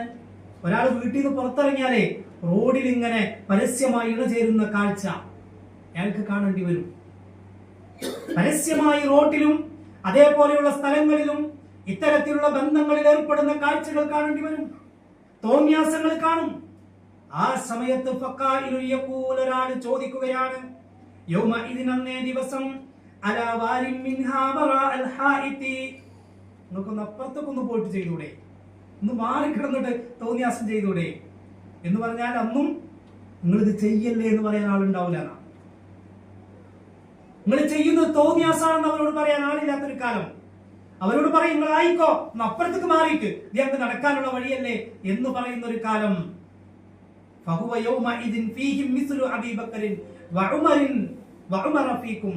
അത് ചോദിക്കാനുള്ള ഈമാൻ നിങ്ങളിൽ, അന്ന് ചോദിക്കുന്നവർ നിങ്ങളിലെ അബൂബക്കറോ ഉമറുമാരോ ആയിരിക്കും. ആലോചിച്ച് നോക്കുന്നത്, സാധാരണക്കാർക്കൊന്നും ഇതൊരു പ്രശ്നമല്ല എന്ന് പറയുന്ന ഒരു കാലം വരും. ഒരുപാട് ഹദീസുകളുണ്ട് ആ വിഷയത്തിൽ. ലൈസൻസ് കൊടുക്കുന്ന ഒരു കാലം വരും. വ്യഭിചാരത്തിന് ലൈസൻസ് കൊടുക്കുന്ന ഒരു കാലം എന്റെ സമുദായത്തിൽ കടന്നു വരുമെന്ന് അള്ളാഹുവിന്റെ പ്രവാചകൻ സല്ലല്ലാഹു അലൈഹി വസല്ലം പഠിപ്പിക്കുകയാണ്. ഇവിടെ സഹോദരങ്ങളെ നമ്മൾ തിരിച്ചറിയണം, നമ്മൾ മനസ്സിലാക്കണം. അള്ളാഹുവിന്റെ പ്രവാചകൻ ഏതൊരു കാലഘട്ടത്തെ കുറിച്ചാണോ മുന്നറിയിപ്പ് നൽകിയത്, ആ സമയവും അക്കാലവുമാണ് നമ്മുടെ മുന്നിലൂടെ കടന്നുപോയിക്കൊണ്ടിരിക്കുന്നത്. എല്ലാം പരസ്യമാണ്, എല്ലാം ലൈവാണ്. യാതൊരു മടിയുമില്ല, യാതൊരു അറപ്പില്ല, ഒരു ലജ്ജയില്ല. ഒരു സമൂഹത്തിന് ഒരാൾക്ക് ലജ്ജയില്ലെങ്കിൽ അവൻ നഷ്ടത്തിലായി എന്ന് റസൂലുള്ളാഹി സ്വല്ലല്ലാഹു അലൈഹി വസല്ലം. ലജ്ജയുണ്ടെങ്കിൽ പരിപാടിക്ക് നിൽക്കോ? ഇല്ലല്ലോ. ഭാര്യയും ഭർത്താവും അവർ ഒന്നിച്ചിരിക്കുന്നത് കണ്ടപ്പോൾ പരസ്യമായി ആ രൂപത്തിൽ അവർക്ക് അനുവദിക്കപ്പെട്ട ചില കാര്യങ്ങൾ പരസ്യമായി ചെയ്യുന്നത് കണ്ടപ്പോ ഉമർ ഇബ്നുൽ ഖത്താബ് റളിയല്ലാഹു അൻഹു താക്കീത് ചെയ്യുന്നുണ്ട്. അനുവദിക്കപ്പെട്ടതാണ്, പക്ഷേ പരസ്യമായിട്ടല്ല, അതുങ്ങളെ വീട്ടിൽ പോയിട്ട് എന്ന് പറഞ്ഞ അല്ലാഹുവിന്റെ പ്രവാചകന്റെ രണ്ടാമത്തെ മരക്കാരൻ വീട്ടിലേക്ക് ഓടിക്കുന്നുണ്ട്. ഇസ്ലാമിക ചരിത്രത്തിൽ വായിക്കാൻ കഴിയും. പക്ഷെ ഇന്നെല്ലാം പരസ്യമായി. അതൊന്നൊരു പ്രശ്നമല്ല. അതിന്റെ ദുരന്തമാണ് യഥാർത്ഥത്തിൽ ഇന്ന് സമൂഹം അനുഭവിച്ചു കൊണ്ടിരിക്കുന്നത്. ഇതറിയാതെയാണ് ഈ സിനിമാ ഫീൽഡിലേക്കും ഇത്തരത്തിലുള്ള രംഗങ്ങളിലേക്കും പുതിയ ആളുകൾ പോയിക്കൊണ്ടിരിക്കുന്നതും അതിനെ വലിയ വിഷയമായി കാണുന്നതും അതാണ് ശരിയെന്ന് മനസ്സിലാക്കുന്നതും അതാണ് പുരോഗമനമെന്ന് തെറ്റിദ്ധരിപ്പിക്കുന്നതും. അതുകൊണ്ട് അത്തരം ചിന്തകളിൽ നിന്ന്, ഈ അപകടത്തിൽ നിന്ന് പരിപൂർണമായി മാറി നിൽക്കാൻ നമുക്ക് സാധിക്കണം. അള്ളാഹു അനുഗ്രഹിക്കുമാറാകട്ടെ. പ്രസംഗിക്കട്ടെ.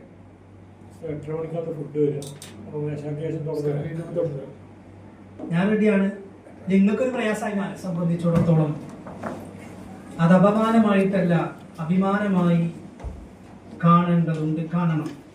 കാരണം ഇസ്ലാമിനെ സംബന്ധിച്ചിടത്തോളം വളരെ കൃത്യമായ സുരക്ഷയുടെ, സമാധാനത്തിന്റെ സന്ദേശങ്ങളാണ് ഏത് കാലത്തും മാനവ സമൂഹത്തിന് മുന്നിൽ സമർപ്പിക്കാനുള്ളത്. അവിടെയാണ് ഇസ്ലാം തെറ്റിദ്ധരിപ്പിക്കപ്പെടുകയും ഇസ്ലാം സ്വാതന്ത്ര്യത്തെ നിഷേധിക്കുകയും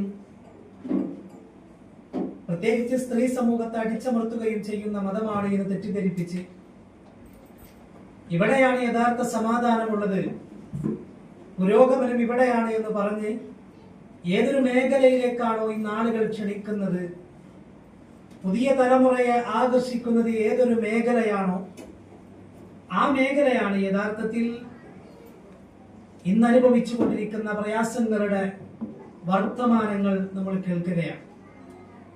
അത്തരം വർത്തമാനങ്ങൾ കേൾക്കുമ്പോൾ അതിന് പരിഹാരമായി നിർദ്ദേശിക്കുന്നത് യഥാർത്ഥത്തിൽ ഇസ്ലാം എന്തൊരു പരിഹാരമാണോ ഇത്തരത്തിൽ പ്രയാസങ്ങൾ അനുഭവിക്കാതിരിക്കാൻ മുന്നോട്ട് വെക്കുന്നത് അതേ പരിഹാരം തന്നെയാണ്. പേര് പറയുന്നില്ലാതെ ഉള്ളൂ, അതേ ആയത്തും ഹദീസും ഇല്ലാതെ ഉള്ളൂ.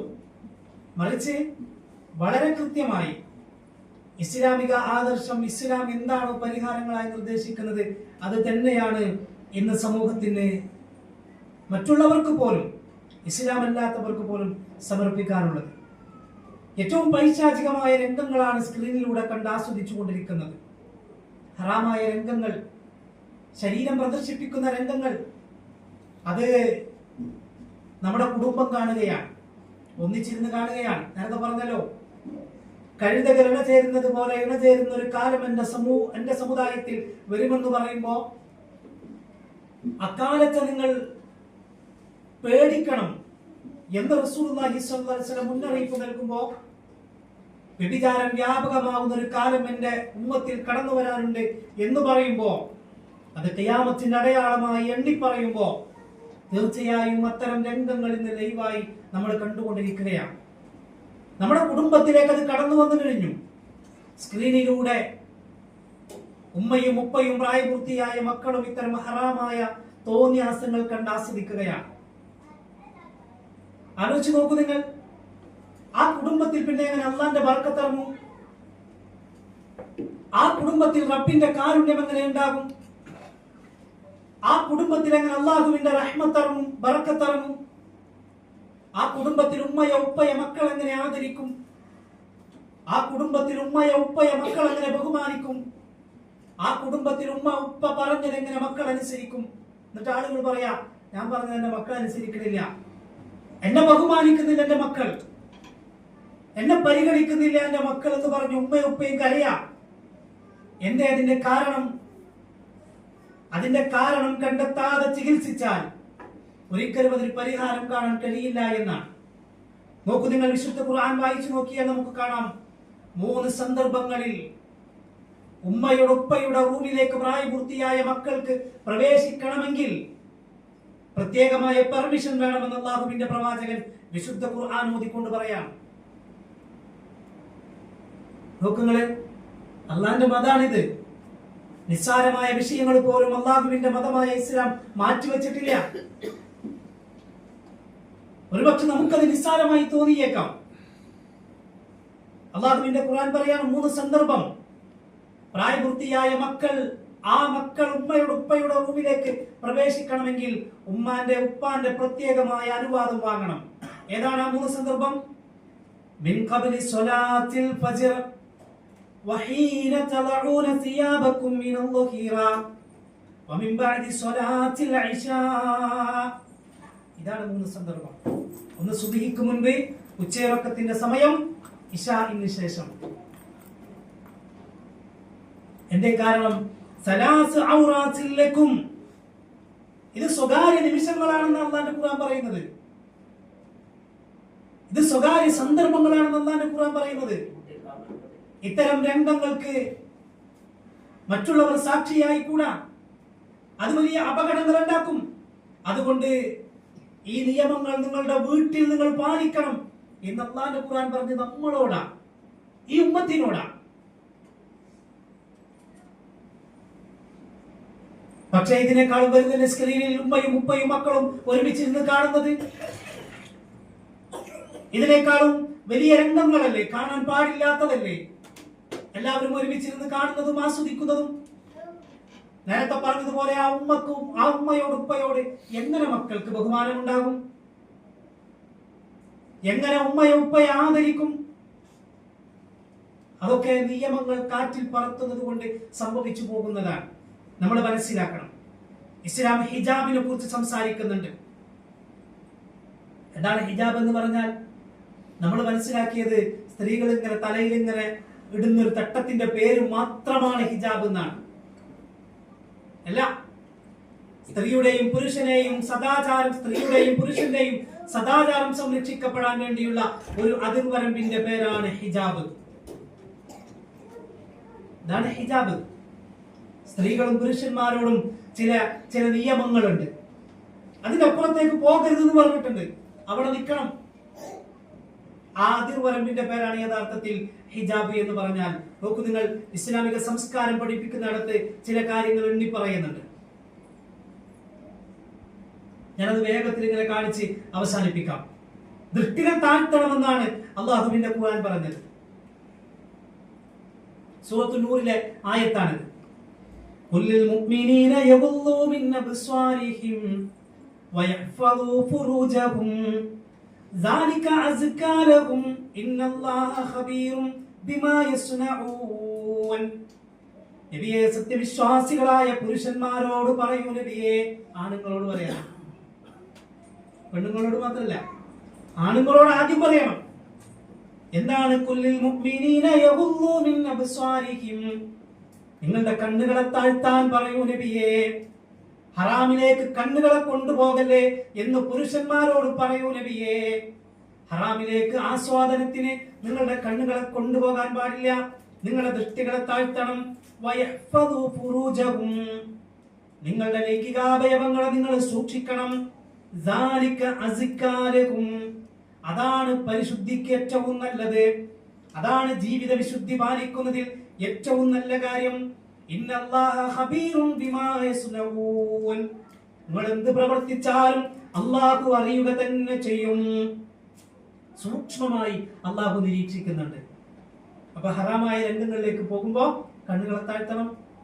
ആണുങ്ങളോട് മാത്രമല്ല നബിയെ, കുല്ലിൽ മുഅ്മിനാതി യഗ്ളുന മിൻ അബ്സ്വാരിഹിന്ന വയഹ്ഫദ്ന ഫുറൂജഹുന്ന, സത്യവിശ്വാസിനികളായ സ്ത്രീകളോടും പറയൂ നബിയെ, അവരുടെ കണ്ണുകളെ താഴ്ത്താൻ പറയൂ നബിയെ, അവരുടെ ലൈംഗികാവയവങ്ങളെ കാത്തു സൂക്ഷിക്കാൻ പറയൂ നബിയെ എന്ന് അള്ളാഹുവിന്റെ ഖുർആനാണ്. ഹറാമിലേക്ക് കണ്ണുകളെ കൊണ്ടുപോകാൻ പാടില്ല.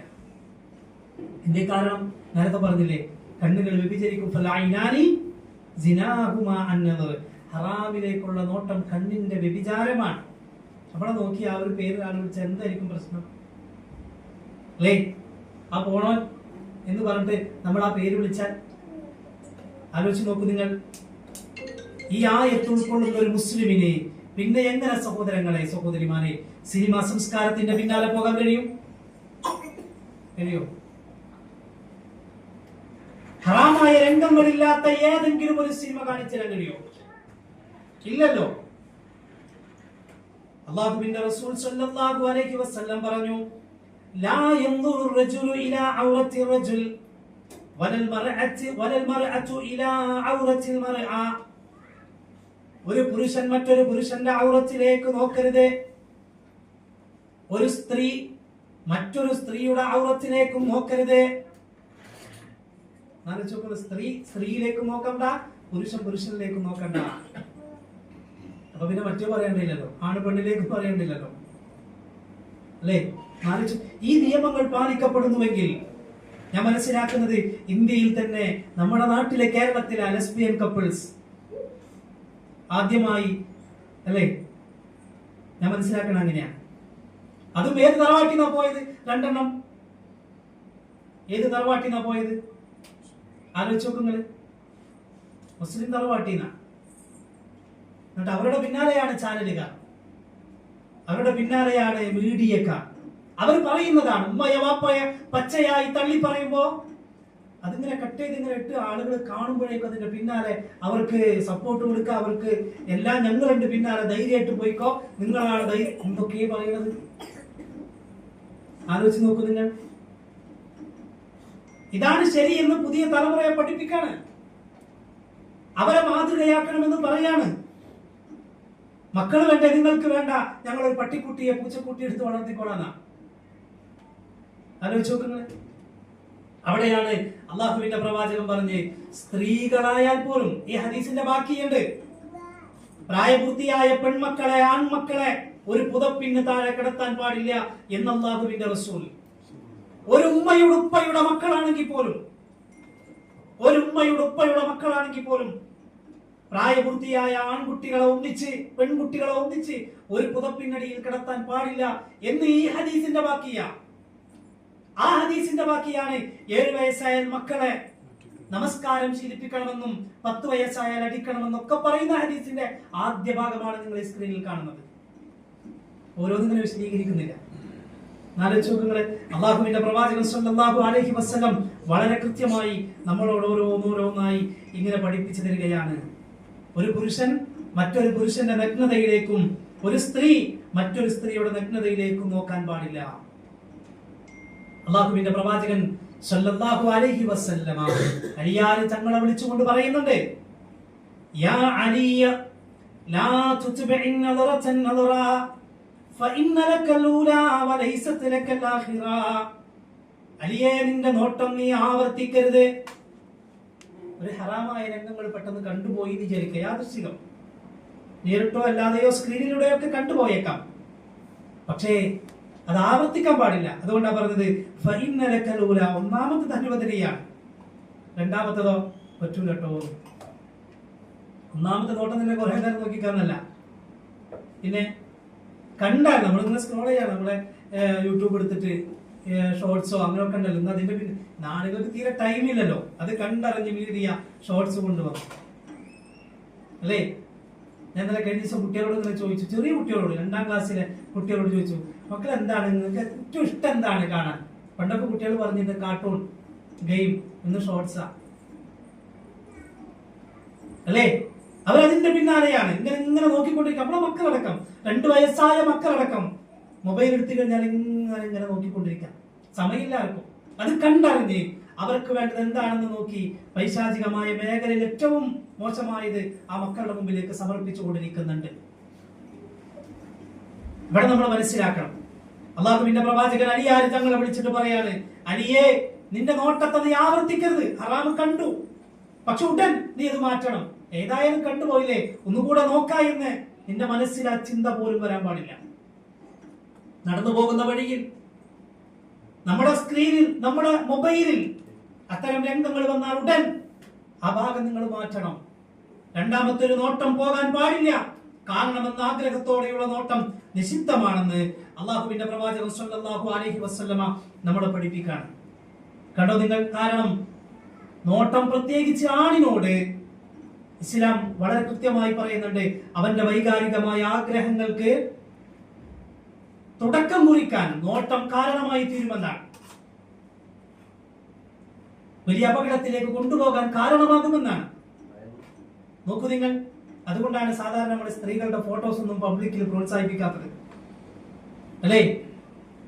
സ്ത്രീകൾ ഇങ്ങനെ ഫോട്ടോസ് ഒന്നും പബ്ലിക്കിൽ വേണ്ടതില്ല എന്ന് പറയാനുള്ള, പ്രത്യേകിച്ച് കൃത്യമായി ഉറച്ചു മറക്കാത്ത കല്യാണത്തിനും അവിടെ നല്ല മേക്കപ്പിലും കാര്യങ്ങളൊക്കെ ഉള്ള ഒരാൾക്കാരുണ്ടല്ലോ, അല്ലേ? എന്തിനാണ് വേണ്ടാന്ന് പറയണത്? അവരോട് പ്രയാസം ഉണ്ടായിട്ടാ? സ്ത്രീകളോട് ദേഷ്യം ഉണ്ടായിട്ടാ? അല്ല. ഇതൊക്കെ ഇസ്ലാം പഠിപ്പിച്ചത് സ്ത്രീകളോട് സ്നേഹമുള്ളത് കൊണ്ടാണ്. സഹോദരിമാരെ, നിങ്ങളോട് സ്നേഹമുള്ളത് കൊണ്ടാണ്. നിങ്ങൾക്ക് സംരക്ഷണം ഉറപ്പുവരുത്താനാണ്. നിങ്ങൾക്ക് സമാധാനമുള്ള ജീവിതം ഉറപ്പുവരുത്താനാണ്. കാരണം നിങ്ങളുടെ അത്തരത്തിലുള്ള ഫോട്ടോ കണ്ട് ഒരുത്തൻ ഹറാമിലേക്ക് പോയാൽ, അതിനൊരു പക്ഷേ അറിഞ്ഞിട്ടില്ലെങ്കിലും നീ ഒരു കാരണമായാൽ, നിങ്ങൾ ഒരു കാരണമായാൽ, അള്ളാഹു നിങ്ങളൊരു പക്ഷേ നിങ്ങളും ചോദ്യം ചെയ്യപ്പെടില്ലേ അതിന്റെ പേരിൽ? അല്ലേ? എത്രമാത്രം ആ വിഷയത്തിൽ സൂക്ഷ്മത പാലിക്കാൻ കഴിയുമോ അത്രത്തോളം സ്ത്രീയും പുരുഷനും സൂക്ഷ്മത പാലിച്ചേ പറ്റും. നമ്മൾ മനസ്സിലാക്കണം. അതുകൊണ്ട് ഒരു കാര്യം നമ്മൾ തിരിച്ചറിഞ്ഞോ, ഹറാമുകൾ കണ്ട് ആസ്വദിച്ച കണ്ണുകൾ കൊണ്ട് സ്വർഗത്തിന്റെ ആനന്ദകരമായ അനുഭവങ്ങൾ ആസ്വദിക്കാൻ കഴിയില്ല എന്ന് തിരിച്ചറിയുക. ഹറാമായ രംഗങ്ങളെ സിനിമയിലൂടെ പോകുമ്പോ അത് കണ്ടാസ്വദിച്ച കണ്ണുകൾ കൊണ്ടില്ല പ്രിയപ്പെട്ടവരെ, സ്വർഗത്തിന്റെ സന്തോഷകരമായ രംഗങ്ങൾ കണ്ടാസ്വദിക്കാൻ കഴിയില്ല എന്ന് ഉറപ്പാണ്. അതുകൊണ്ട് ഉറപ്പിച്ചോ, ഹറാമിലേക്കുള്ള നോട്ടം ഞാൻ ഒരിക്കലും മനഃപൂർവ്വം ഇനി എന്റെ കണ്ണുകൾ കൊണ്ട് കൊണ്ടുപോകില്ല എന്നുറപ്പിക്കാൻ നമുക്ക് കഴിയണം. നോക്കൂ നിങ്ങൾ, സുരക്ഷയുടെ ഭാഗമായി അള്ളാഹുവിന്റെ റസൂൽ സല്ലല്ലാഹു അലൈഹി വസല്ലം ഖുർആൻ ഓതി പറഞ്ഞു, വസ്ത്രത്തിന്റെ കാര്യത്തിൽ ശ്രദ്ധിക്കണം. വസ്ത്രത്തിന്റെ കാര്യം നോക്കൂ നിങ്ങൾ, അള്ളാഹുവിന്റെ ഖുർആൻ പറയാം, യാ അയ്യുഹൻ നബിയു ഖുൽ ലി അസ്വാജിക വ ബനാതിക വ നിസാഇൽ മുഅ്മിനീൻ യുദ്നീന അലൈഹിന്ന മിൻ ജലാബീബിഹിന്ന. നബിയെ, താങ്കളുടെ ഭാര്യമാരോട് പറയണം, താങ്കളുടെ പെൺമക്കളോട് പറയണം, സത്യവിശ്വാസിനികളായ മുഴുവൻ സഹോദരിമാരോടും പറയണം, യുദ്നീന അലൈഹിന്ന മിൻ ജലാബീബിഹിന്ന, അവരുടെ മുഖമക്കനകൾ കുപ്പായമാറിടത്തിലൂടെ താഴ്ത്തിയിടാൻ പറയൂ നബിയേ. കണ്ടോ നിങ്ങൾ, എന്തിനാണത്? രണ്ട് കാര്യങ്ങളാ പറഞ്ഞത്. ഒന്നവൾ തിരിച്ചറിയപ്പെടാൻ വേണ്ടിയാണ്, അവൾ ശല്യം ചെയ്യപ്പെടാതിരിക്കാൻ വേണ്ടിയാണ്, ഉപദ്രവിക്കപ്പെടാതിരിക്കാൻ വേണ്ടിയാണ്. അവൾ തിരിച്ചറിയണം. അവളെ ആ വസ്ത്രത്തിൽ കാണുമ്പോ തന്നെ അവളെ തിരിച്ചറിയണം. ഞാൻ വിചാരിച്ച കാര്യത്തിന് അവളെ കിട്ടൂലേ? നിങ്ങൾ വിചാരിച്ച കാര്യത്തിന് കിട്ടുന്നവളല്ല ഞാൻ, നിങ്ങൾ വിചാരിച്ച പോലത്തെ മോശപ്പെട്ടവളല്ല ഞാൻ എന്ന വസ്ത്രത്തിലൂടെ അവളെ തിരിച്ചറിയണം. അവൾ ഉപദ്രവിക്കപ്പെടാതിരിക്കാൻ വേണ്ടിയാണ് എന്ന് അല്ലാഹുവിന്റെ ഖുർആൻ വളരെ കൃത്യമായി കൊണ്ട് പഠിപ്പിക്കാണ്. നോക്കൂ നിങ്ങൾ, വസ്ത്രം മാറിടത്തിലൂടെ താഴ്ത്തിയിടുന്ന വസ്ത്രം എന്ന് പറഞ്ഞാൽ സാധാരണ പല ആളുകളും മനസ്സിലാക്കിയത് കഴുത്തിലൂടെ കെട്ടിവെക്കുന്ന ഒരു വസ്ത്രം ഉണ്ടല്ലോ, കഴുത്ത് വരെ കെട്ടിവെക്കുന്നത്. ആ വസ്ത്രത്തെ കുറിച്ചല്ല. അവരുടെ മാറിടം അവരുടെ മൊത്ത കൊണ്ട് മറക്കുന്നതായിരിക്കണം, പർദ്ദ കൊണ്ട് മറച്ചാ പോരാ. സഹോദരിമാരെ, നിങ്ങളുടെ മുൻഭാഗം മറക്കേണ്ടത് പർദ്ദ കൊണ്ട് മാത്രമല്ല, നിങ്ങളുടെ മൊത്ത കൊണ്ട് മറക്കുന്ന വസ്ത്രമായിരിക്കണം എന്നാണ് ഖുർആൻ. അവരുടെ മുഖമക്കനകൾ കുപ്പായമാറുകൾക്ക് മീതെ അവർ താഴ്ത്തിയിട്ടുകൊള്ളട്ടെ എന്ന് അള്ളാഹുവിന്റെ ഖുർആനാണ് ഈ പറയുന്നത്. കഴുത്തു വരെ കെട്ടുന്ന വസ്ത്രം, കഴുത്തും തലയും മാത്രം മൂടി വെക്കുന്ന വസ്ത്രം അത് ഇസ്ലാമികമല്ല. അങ്ങനത്തെ ഒരു മൊത്ത ഇസ്ലാമികമല്ല. നിങ്ങൾ എന്തിനാ പർദ്ദ ധരിക്കുന്നത്? അള്ളാഹിന്റെ ഖുർആൻ പറഞ്ഞത് കൊണ്ടല്ലേ. നിങ്ങൾ എന്തിനാ 5 നേരം നിസ്കരിക്കുന്നത്? അള്ളാഹുവിന്റെ പ്രവാചകൻ പഠിപ്പിച്ചത് കൊണ്ടല്ലേ. എങ്കിൽ മൊത്ത ധരിക്കുന്നതും അള്ളാഹുവിന്റെ പ്രതിഫലം ആഗ്രഹിച്ചാണെങ്കിൽ നിങ്ങളുടെ മക്ത കൊണ്ട് നിങ്ങളുടെ മാരടം മറക്കണം, മുൻഭാഗത്ത് താഴ്ത്തിയിടണം എന്ന് അള്ളാഹുവിന്റെ ഖുർആൻ വളരെ കൃത്യമായി കൊണ്ട് പഠിപ്പിക്കാണ്. ഞാൻ ഈ സ്ക്രീനിൽ ഇങ്ങനെ കാണിച്ചെന്തിനാണെന്നറിയോ? ചില ആളുകളൊക്കെ കറുത്ത് മാത്രമേ ധരിക്കാൻ പാടുള്ളൂ എന്നൊക്കെ പറയുന്നത്. അങ്ങനൊന്നുമില്ല. കറുത്ത ധരിച്ചാൽ മറ്റുള്ളവരുടെ ആകർഷണം കുറച്ച് കുറയും എന്ന് പറയുന്നു. പക്ഷേ കളർ ധരിച്ചത് കൊണ്ടൊന്നും പ്രശ്നമില്ല. പക്ഷേ ആ ധരിക്കുന്ന മൊത്ത കൊണ്ട്, മക്കന കൊണ്ട് അവളുടെ മുൻഭാഗം മറഞ്ഞിരിക്കണം. കഴുത്തു വരെ മറച്ചു കെട്ടുന്ന, കഴുത്തു വരെ മാത്രം മറഞ്ഞു നിൽക്കുന്ന വസ്ത്രം അത് ഇസ്ലാമികമല്ല എന്ന് വളരെ കൃത്യമായി സഹോദരങ്ങളെ നമ്മൾ മനസ്സിലാക്കണം. ഇത് പലരും തിരിച്ചറിയുന്നില്ല. ചില ആളുകൾ പറയാ, ഇതൊക്കെ ഇങ്ങനെ ധരിച്ചിങ്ങനെ പോകണ്ടാലേ വല്യമ്മമാരെന്ന് വിചാരിക്കും ആൾക്കാരെന്ന്, അല്ലേ? എനിക്ക് ഇത്രമാത്രം പ്രായം നാട്ടിലായ കുറച്ചും കൂടെ കഴിയട്ടെ എന്നിട്ട് ധരിക്കാന. അത് പൈശാചികമായ ചിന്തയാണ്. ആർക്കും എന്നോട് ദേഷ്യം തോന്നരുത്, പ്രത്യേകിച്ച് സഹോദരിമാർക്ക്. അള്ളാഹുവിന്റെ ഖുർആനാ പറഞ്ഞത്,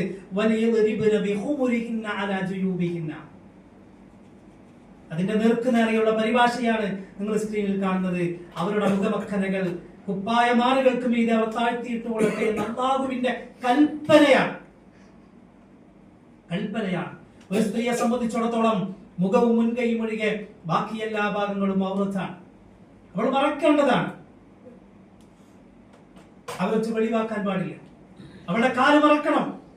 നോക്കൂ നിങ്ങൾ, ഇന്ന് നേരത്തെ പറഞ്ഞ മീഡിയകൾക്ക് പിന്നാലെ പോയ പുതിയ തലമുറ, അല്ലെങ്കിൽ പുതിയ തലമുറയിലെ പെൺകുട്ടികൾ, പെൺമക്കൾ, ഒരു നൂറ്റാണ്ടുകാലം പ്രത്യേകിച്ച് കേരളക്കരയിൽ നമ്മൾ വാഴ്ന്നു പറഞ്ഞു, ഖുത്ബയിലൂടെ പറഞ്ഞു, പുരുഷന്മാരെ നിങ്ങളുടെ വസ്ത്രം മനഃപൂർവ്വം നെരിയാണിക്ക് താഴെ പോകരുത്, അങ്ങനെ പോയ നരകാണ്, അത് അല്ലാഹുവിന്റെ റസൂലിന്റെ സുന്നത്തിനെതിരാണ് എന്ന് പറഞ്ഞു അവസാനം ഖുത്ബയിട്ട് നന്നായത് ആരെന്നറിയോ? ലേഡീസാണ്, പെണ്ണുങ്ങളാണ്. ഇപ്പൊ നമ്മുടെ നാട്ടിൽ കുറെ പെൺമക്കളുടെ വസ്ത്രം എവിടെയാണ്? പുതിയ ഫാഷനാണ്, നെരിയാണിക്ക് മേലെയാണ്. ആൺകുട്ടികൾ ഇപ്പോഴും അങ്ങനെ തന്നെ, പെൺകുട്ടികൾ കയറ്റിച്ചോടെ. അതാണോ ശരി? അല്ല. നമുക്കതിന്റെ പിന്നാലെ പോകേണ്ടവരല്ല.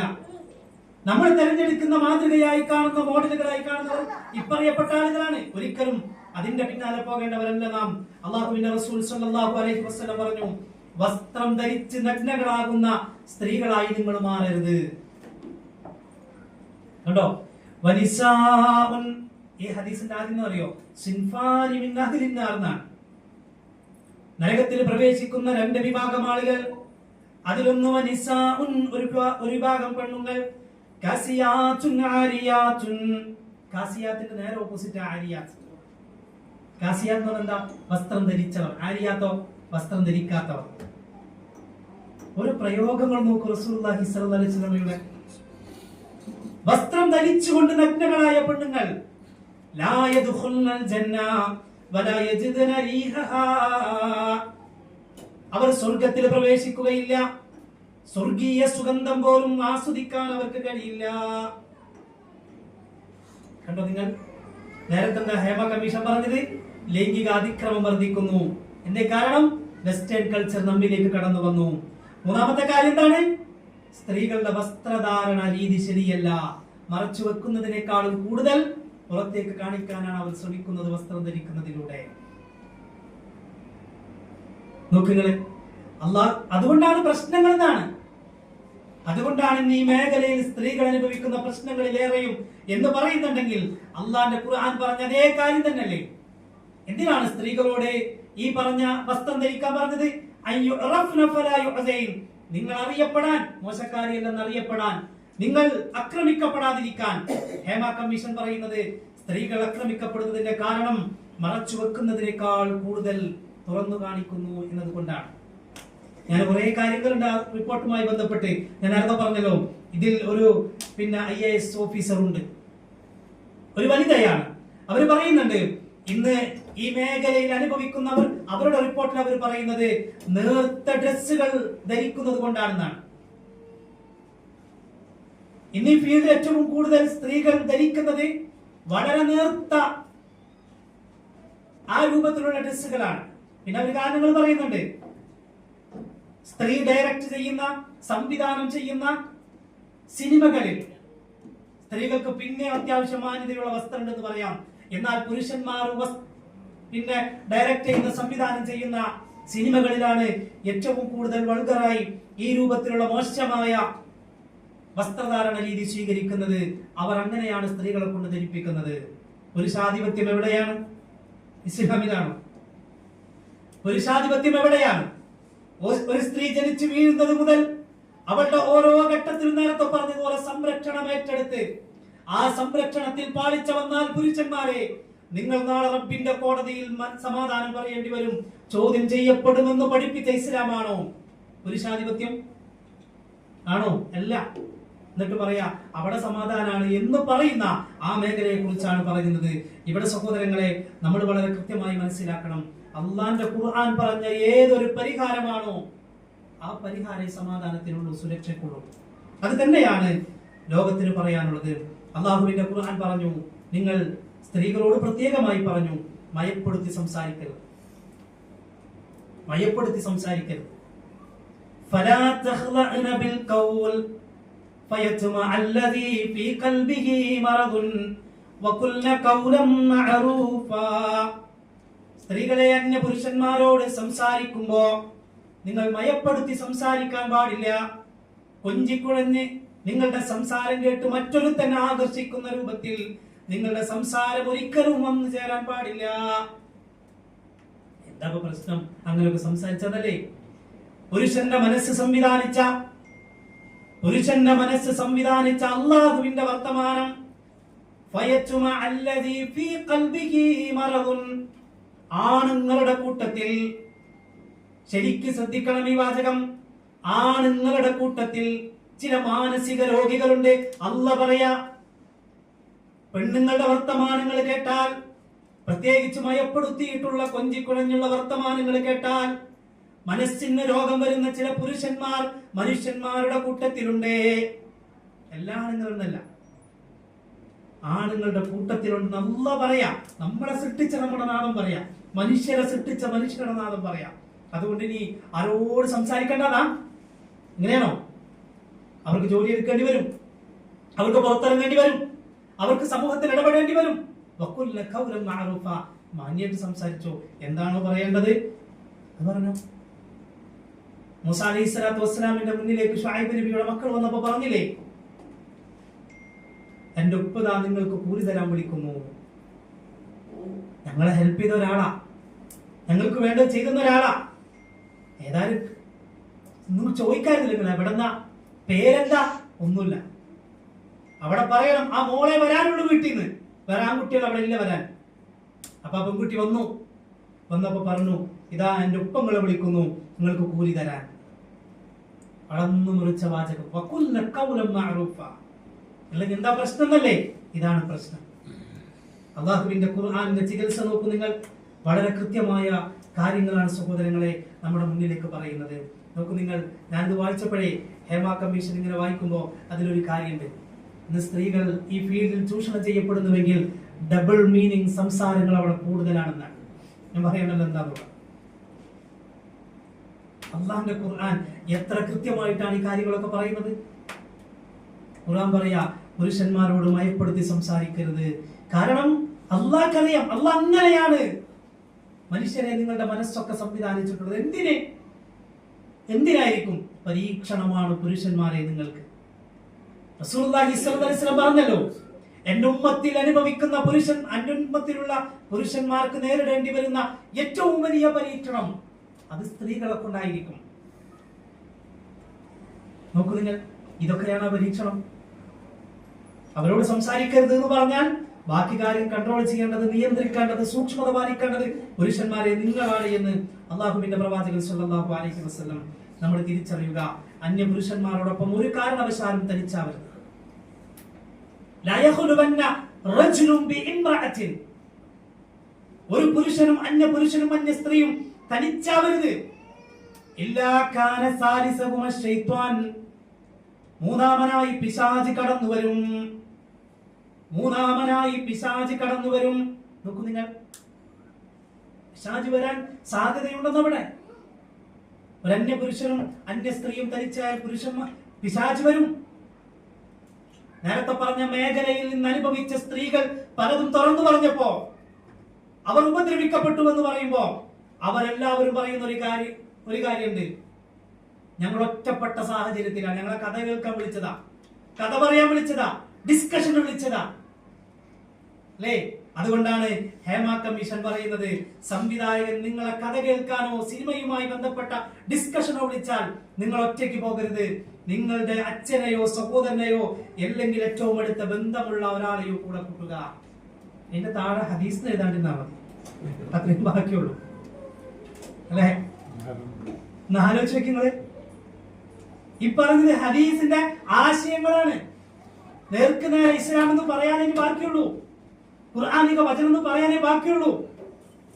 ബാക്കിയെല്ലാം ഇസ്ലാം ഏതൊരു പരിഹാരമാണോ സമൂഹത്തിന് സമാധാനത്തിന് വേണ്ടി പറയാനുള്ളത്, അത് തന്നെയാണ് സഹോദരങ്ങളെ ഇവിടെ നമുക്ക് പറയാനുള്ളത്. അവിടെയാണ് പുരോഗമനവാദികൾ ചോദിക്കുന്നത്, എന്റെ ഒരാണും പെണ്ണും തനിച്ചായാൽ ബസ് സ്റ്റോപ്പിൽ സമരം ചെയ്തില്ലേ? നമ്മുടെ നാട്ടിലല്ലേ? അതാണ് നേരത്തെ പറഞ്ഞ വെസ്റ്റേൺ കൾച്ചർ എന്ന് പറഞ്ഞത്. അതൊക്കെ ഇങ്ങോട്ട് വന്നു. എന്റെ ഒരാൺകുട്ടിയുടെ മടിയിൽ പെൺകുട്ടി കയറിയിരുന്നാൽ, എന്റെ ആൺകുട്ടികളും പെൺകുട്ടികളും ഇടകലർന്നിരുന്നാൽ ചോദിക്കുന്നില്ലേ പലരും? അള്ളാഹുവിന്റെ പ്രവാചകൻ സ്വല്ലല്ലാഹു അലൈഹി വസല്ലമ വളരെ കൃത്യമായി നമ്മളോട് ചില കാര്യങ്ങൾ പറയാണ്.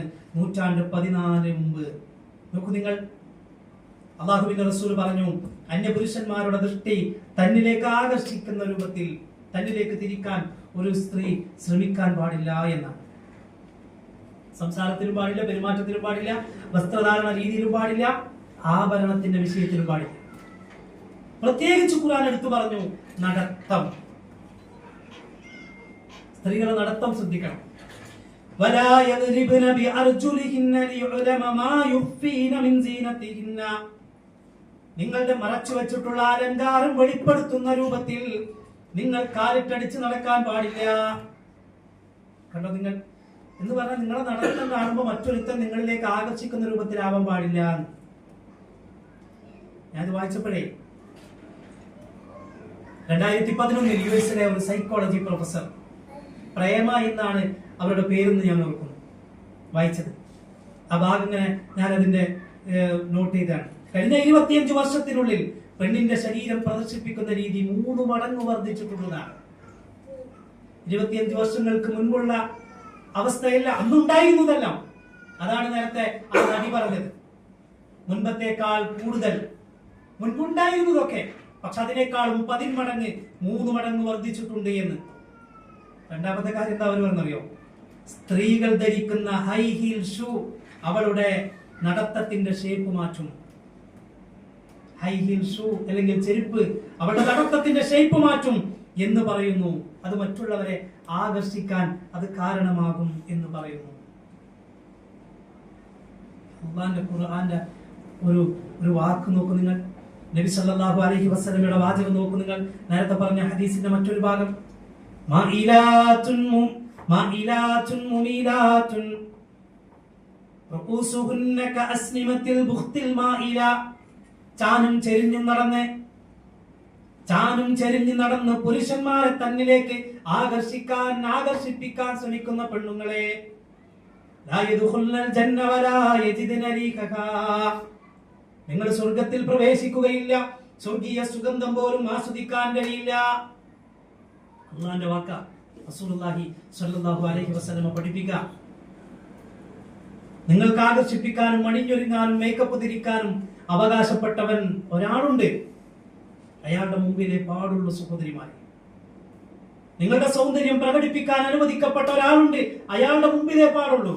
കല്യാണങ്ങൾ വന്നാൽ, സൽക്കാരങ്ങൾ വന്നാൽ നമ്മുടെ കൗമിന്റെ അവസ്ഥ എന്തായിരുന്നു? മേക്കപ്പിന്റെ പിന്നാലെയല്ലേ? ലഅനല്ലാഹു നാമിസത വൽ മുതനമ്മിസാത്ത്. കേൾക്കാത്തവരുണ്ടോ ഹദീസ്? ലഅനല്ലാഹു വാസിലത വൽ മുസ്തൗസില. കേൾക്കാത്തവരുണ്ടോ? പുരികം വടിക്കുന്ന പെണ്ണ് പുരികം വടിച്ചു കൊടുക്കുന്ന പെണ്ണ്, മുടിയേച്ചു കെട്ടുന്ന പെണ്ണ് മുടിയേച്ചു കെട്ടി കൊടുക്കുന്ന പെണ്ണ്, ഇവരൊക്കെ അല്ലാഹുവിന്റെ ശാപത്തിന് അർഹരായ ആളുകളാണ്. ആലോചിച്ച് നോക്കൂ നിങ്ങൾ. മേക്കപ്പ് ധരിച്ച് മേക്കപ്പ് ഇട്ട് മറ്റുള്ളവരെ തന്നിലേക്ക് ആകർഷിക്കാൻ വേണ്ടി ഒരു പെണ്ണ് പുറത്തേക്ക് ഇറങ്ങിയാൽ അള്ളാഹുവിന്റെ പ്രവാചകൻ പറഞ്ഞില്ലേ, മാലാഖമാരുടെ ശാപം ഉണ്ടാവും അവൾക്ക്. അതുകൊണ്ട് പ്രത്യേകമായി സഹോദരങ്ങളെ, സഹോദരിമാരെ, നിങ്ങൾ ശ്രദ്ധിക്കണം. നിങ്ങളുടെ സംസാരമോ നിങ്ങളുടെ പെരുമാറ്റങ്ങളോ നിങ്ങളുടെ ആഭരണങ്ങളോ നിങ്ങളുടെ സൗന്ദര്യമോ ഇതൊന്നും മറ്റൊരുത്തര് നിങ്ങളെ ആകർഷിക്കാൻ കാരണമാവരുത്. ഇതൊക്കെ അവകാശപ്പെട്ട ഒരാളുണ്ട്. നിങ്ങളുടെ വലിയന്റെ കയ്യിൽ നിന്ന് ബിസ്മില്ല എന്ന കരാർ, ബിസ്മില്ല എന്ന നാമം ഉച്ചരിച്ച് വഅഖദ്ന മിൻകും മീസാഖൻ ഗലീദ എന്ന ബലവത്തായ കരാറിലൂടെ ഏറ്റെടുത്തൊരുത്തരുണ്ട്. അവിടെ മാത്രം, എന്റെ പുറത്തേക്ക് പോകാൻ പാടില്ല. മഹ്റമിനോട് കൂടിയല്ലാതെ യാത്ര ഇസ്ലാം നിരോധിച്ചു.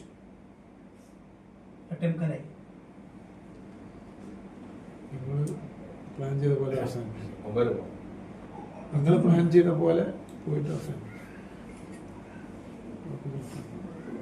എനിക്ക് പ്രശ്നമില്ലേ, ഇപ്പൊ നിർത്തണമെങ്കിൽ ഇപ്പൊ നിർത്താം. ലോങ് വീക്കെൻഡ് ആണ്, ഹോളിഡേ ലോങ് വീക്കെൻഡ് ആണ് പ്രശ്നം. കാരണം വിശന്നിരിക്കുന്നവരുണ്ടോ, അർജന്റായിട്ട് എവിടേക്കും പോകേണ്ടവരുണ്ടോ? Sunday holiday. വിവാഹബന്ധം നിഷിദ്ധമാക്കപ്പെട്ടവർ കൂടെ ഇല്ലാതെ ഒരു സ്ത്രീ യാത്ര ചെയ്യരുത്.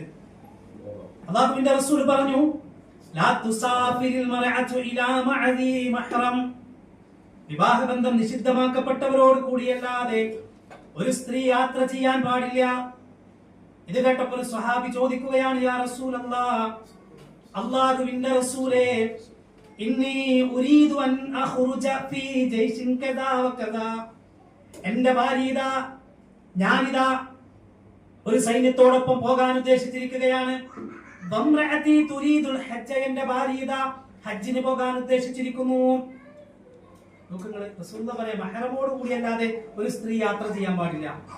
അത് കേട്ടപ്പോ സ്വഹാബി ചോദിക്കാൻ അപ്പൊ തന്നെ സംശയം തീർക്കാണ്, അള്ളാന്റെ റസൂലേ, ഞാൻ സൈന്യത്തോടൊപ്പം യുദ്ധത്തിന് വേണ്ടി ജിഹാദിന് വേണ്ടി തയ്യാറായി നിൽക്കാം, എന്റെ ഭാര്യ ഹജ്ജിനും തയ്യാറായി നിൽക്കാം, അവളോടൊപ്പം പോകാൻ വേറെ ആളില്ല, ഞാൻ എന്ത് ചെയ്യണം? എന്താ റസൂലുള്ളാഹിന്റെ മറുപടി? ഉഖ്റുജ് മഅഹ, നീ അവളോടൊപ്പം ഹജ്ജിന് പോ. നോക്കുക, ജിഹാദിന് വേണ്ടി യുദ്ധത്തിന് വേണ്ടി തയ്യാറായി നിൽക്കുന്ന സ്വഹാബിയോട് അള്ളാന്റെ റസൂൽ പറയുന്നു, നിന്റെ ഭാര്യയെ മഹ്റമില്ലാതെ ഹജ്ജിന് വിടണ്ട. എന്നിട്ട് ഇന്നലെ ഇങ്ങനെ നോക്കുമ്പോൾ ഒരു വീഡിയോ കണ്ടു. ആ വീഡിയോ എന്ന് പറയും, നമ്മുടെ നാട്ടിൽ നിന്ന് നിങ്ങൾ കേട്ടിട്ടുണ്ടാവും ചിലപ്പോൾ ലക്ഷദ്വീപിലേക്കും തായ്ലൻഡിലേക്കും ഒക്കെ കുറെ ടൂർ ഉണ്ടല്ലോ. ഇപ്പൊ പുതിയ ട്രെൻഡ് അതാണ്, തായ്ലൻഡിലേക്കും ലക്ഷദ്വീപിലേക്കും. നിങ്ങൾ അതും ATM അല്ല, എന്താണ് പറയാ, ഇൻസ്റ്റാൾമെന്റ് പേയ്മെന്റിന് EMI അങ്ങനെയാണ് നിങ്ങൾ ഒന്നിച്ചു കൊടുക്കേണ്ട പൈസ. എന്നിട്ട് എന്താണെന്നറിയോ, സ്ത്രീകൾ മാത്രം, സ്ത്രീകൾ തനിച്ചുള്ള യാത്ര. എല്ലാരും നമ്മളൊക്കെ ഒന്നും ഒരൊറ്റ എണ്ണം വേറെ കാണില്ല.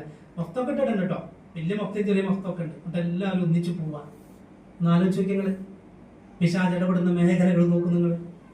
സ്ത്രീകൾ തനിച്ചായിട്ടൊരു യാത്ര, എന്നിട്ട് എല്ലാവരും ഒന്നിച്ചു പോകാം, എന്നിട്ട് ഇത് പരസ്യം കൊടുക്കാം. കുറെ പെണ്ണുങ്ങളുണ്ട് പോരുമെന്ന് പറഞ്ഞിട്ട്. അതുകൊണ്ട് അല്ലാഹുവിന്റെ പ്രവാചകൻ പറഞ്ഞു, ഒരു സ്ത്രീയെ സംബന്ധിച്ചിടത്തോളം പാടില്ലെന്നാണ്. മഹ്റമില്ലാതെ ഒരു സ്ത്രീക്ക് യാത്ര ചെയ്യാൻ പാടില്ല. ആരാണ് മഹ്റം? വിവാഹബന്ധം നിഷിദ്ധമാക്കപ്പെട്ടവർക്ക് പറയുന്ന പേരാണ് മഹ്റം. 3 വിഭാഗം ആളുകളിലൂടെയാണ് മഹ്റമായ ആളുകളെ ലഭിക്കുന്നത്. 3 വിഭാഗത്തിലൂടെ. ഒന്ന് രക്തബന്ധം, മറ്റൊന്ന് മുലകുടി ബന്ധം, മൂന്നാമത്തത് വിവാഹബന്ധം. ഈ 3 ബന്ധങ്ങളാണ്. ഒന്നാമത്തത് രക്തബന്ധമാണ്. അതില് ഒന്ന് മാതാവാണ്. ഞാൻ പറയണ്ടല്ലോ, സ്വന്തം ഉമ്മയെ വിവാഹം ചെയ്യാൻ പാടില്ല എന്ന് പറഞ്ഞ സ്വന്തം ഉമ്മ മഹ്റമാണ്. വാപ്പ വേറെ കല്യാണം കഴിച്ചിട്ടുണ്ടെങ്കിൽ ആ വാപ്പാന്റെ ഭാര്യമാരും ഉമ്മക്ക് തുല്യാണ്, അവര് മഹ്റമാണ്. മറ്റൊന്ന് പുത്രിമാരാണ്. നമ്മുടെ മക്കൾ, നമ്മുടെ ഭാര്യക്ക് വേറെ കല്യാണം കഴിച്ചിട്ടുണ്ടെങ്കിൽ, അതിൽ മക്കളുണ്ടെങ്കിൽ അവരും മഹ്റമാണ്. അതേപോലെ തന്നെ സഹോദരിമാർ, പിതാവിന്റെ സഹോദരിമാർ, അമ്മായിമാർ, പാപ്പാന്റെ പെങ്ങന്മാരെ. അതേപോലെ തന്നെ മാതാവിന്റെ സഹോദരിമാർ, മൂത്തുമ്മ, കുഞ്ഞുമ്മ, സഹോദരന്മാരുടെ പുത്രികൾ. സഹോദരന്മാരുടെ പുത്രികൾ എന്ന് പറഞ്ഞാൽ എന്റെ ബ്രദറിന്റെ, എന്റെ സഹോദരന്റെ പുത്രി എനിക്കെന്താണ്? മഹ്റമാണ്. എന്റെ മോൻകാരെല്ലാം മഹ്റമല്ല. സഹോദരിമാരുടെ പുത്രികൾ, ജ്യേഷ്ഠാനുജന്മാരുടെ മക്കൾ, ജ്യേഷ്ഠാനുജത്തിമാരുടെ മക്കൾ. അപ്പൊ നിങ്ങൾ മനസ്സിലുണ്ടാവണ്ടോ, കുറച്ചിട്ട് വേറൊരു ഹദീസ് പറയാനുണ്ട്. അപ്പൊ സഹോദരന്മാരുടെ പുത്രികൾ, അതേപോലെ തന്നെ സഹോദരിമാരുടെ പുത്രികൾ, ഇവരൊക്കെ ആരാണ്? മഹ്റമാണ്. രക്തബന്ധത്തിലൂടെ കിട്ടുന്നതാണ്. ഉമ്മയുണ്ട്, പുത്രിമാരുണ്ട്, അപ്പൊ മക്കളുണ്ട്, പെൺമക്കളുണ്ട്, സഹോദരിമാരുണ്ട്, പിതാവിന്റെ സഹോദരിമാരുണ്ട്, മാതാവിന്റെ സഹോദരിമാരുണ്ട്, സഹോദരന്മാരുടെ സഹോദരിമാരുടെ പെൺമക്കൾ. ഇവരൊക്കെ മഹ്റമാണ്. മനസ്സിലായല്ലോ അല്ലേ? ഇവരൊക്കെ മഹ്റമാണ്. ഇതൊക്കെ രക്തബന്ധത്തിലൂടെ കിട്ടിയതാണ്. ഇനി മുലകുടി ബന്ധത്തിലൂടെ, നേരത്തെ പറഞ്ഞ എല്ലാ ബന്ധങ്ങളും, ഒരു സ്ത്രീ മുലയൂട്ടിക്കഴിഞ്ഞാൽ, മുലകുടി ബന്ധം ഉണ്ടായിക്കഴിഞ്ഞാൽ, നേരത്തെ രക്തബന്ധം കൊണ്ട് എന്തൊക്കെ മഹ്റമായോ അവരൊക്കെ എന്താവും? മുലകുടി ബന്ധം കൊണ്ടും മഹ്റമായി മാറും. മൂന്നാമത്തത് വിവാഹബന്ധം നിഷിദ്ധമാക്കപ്പെട്ടവർ എന്ന് പറഞ്ഞാൽ വിവാഹത്തിലൂടെ ബന്ധം നിഷിദ്ധമാക്കപ്പെട്ടവർ.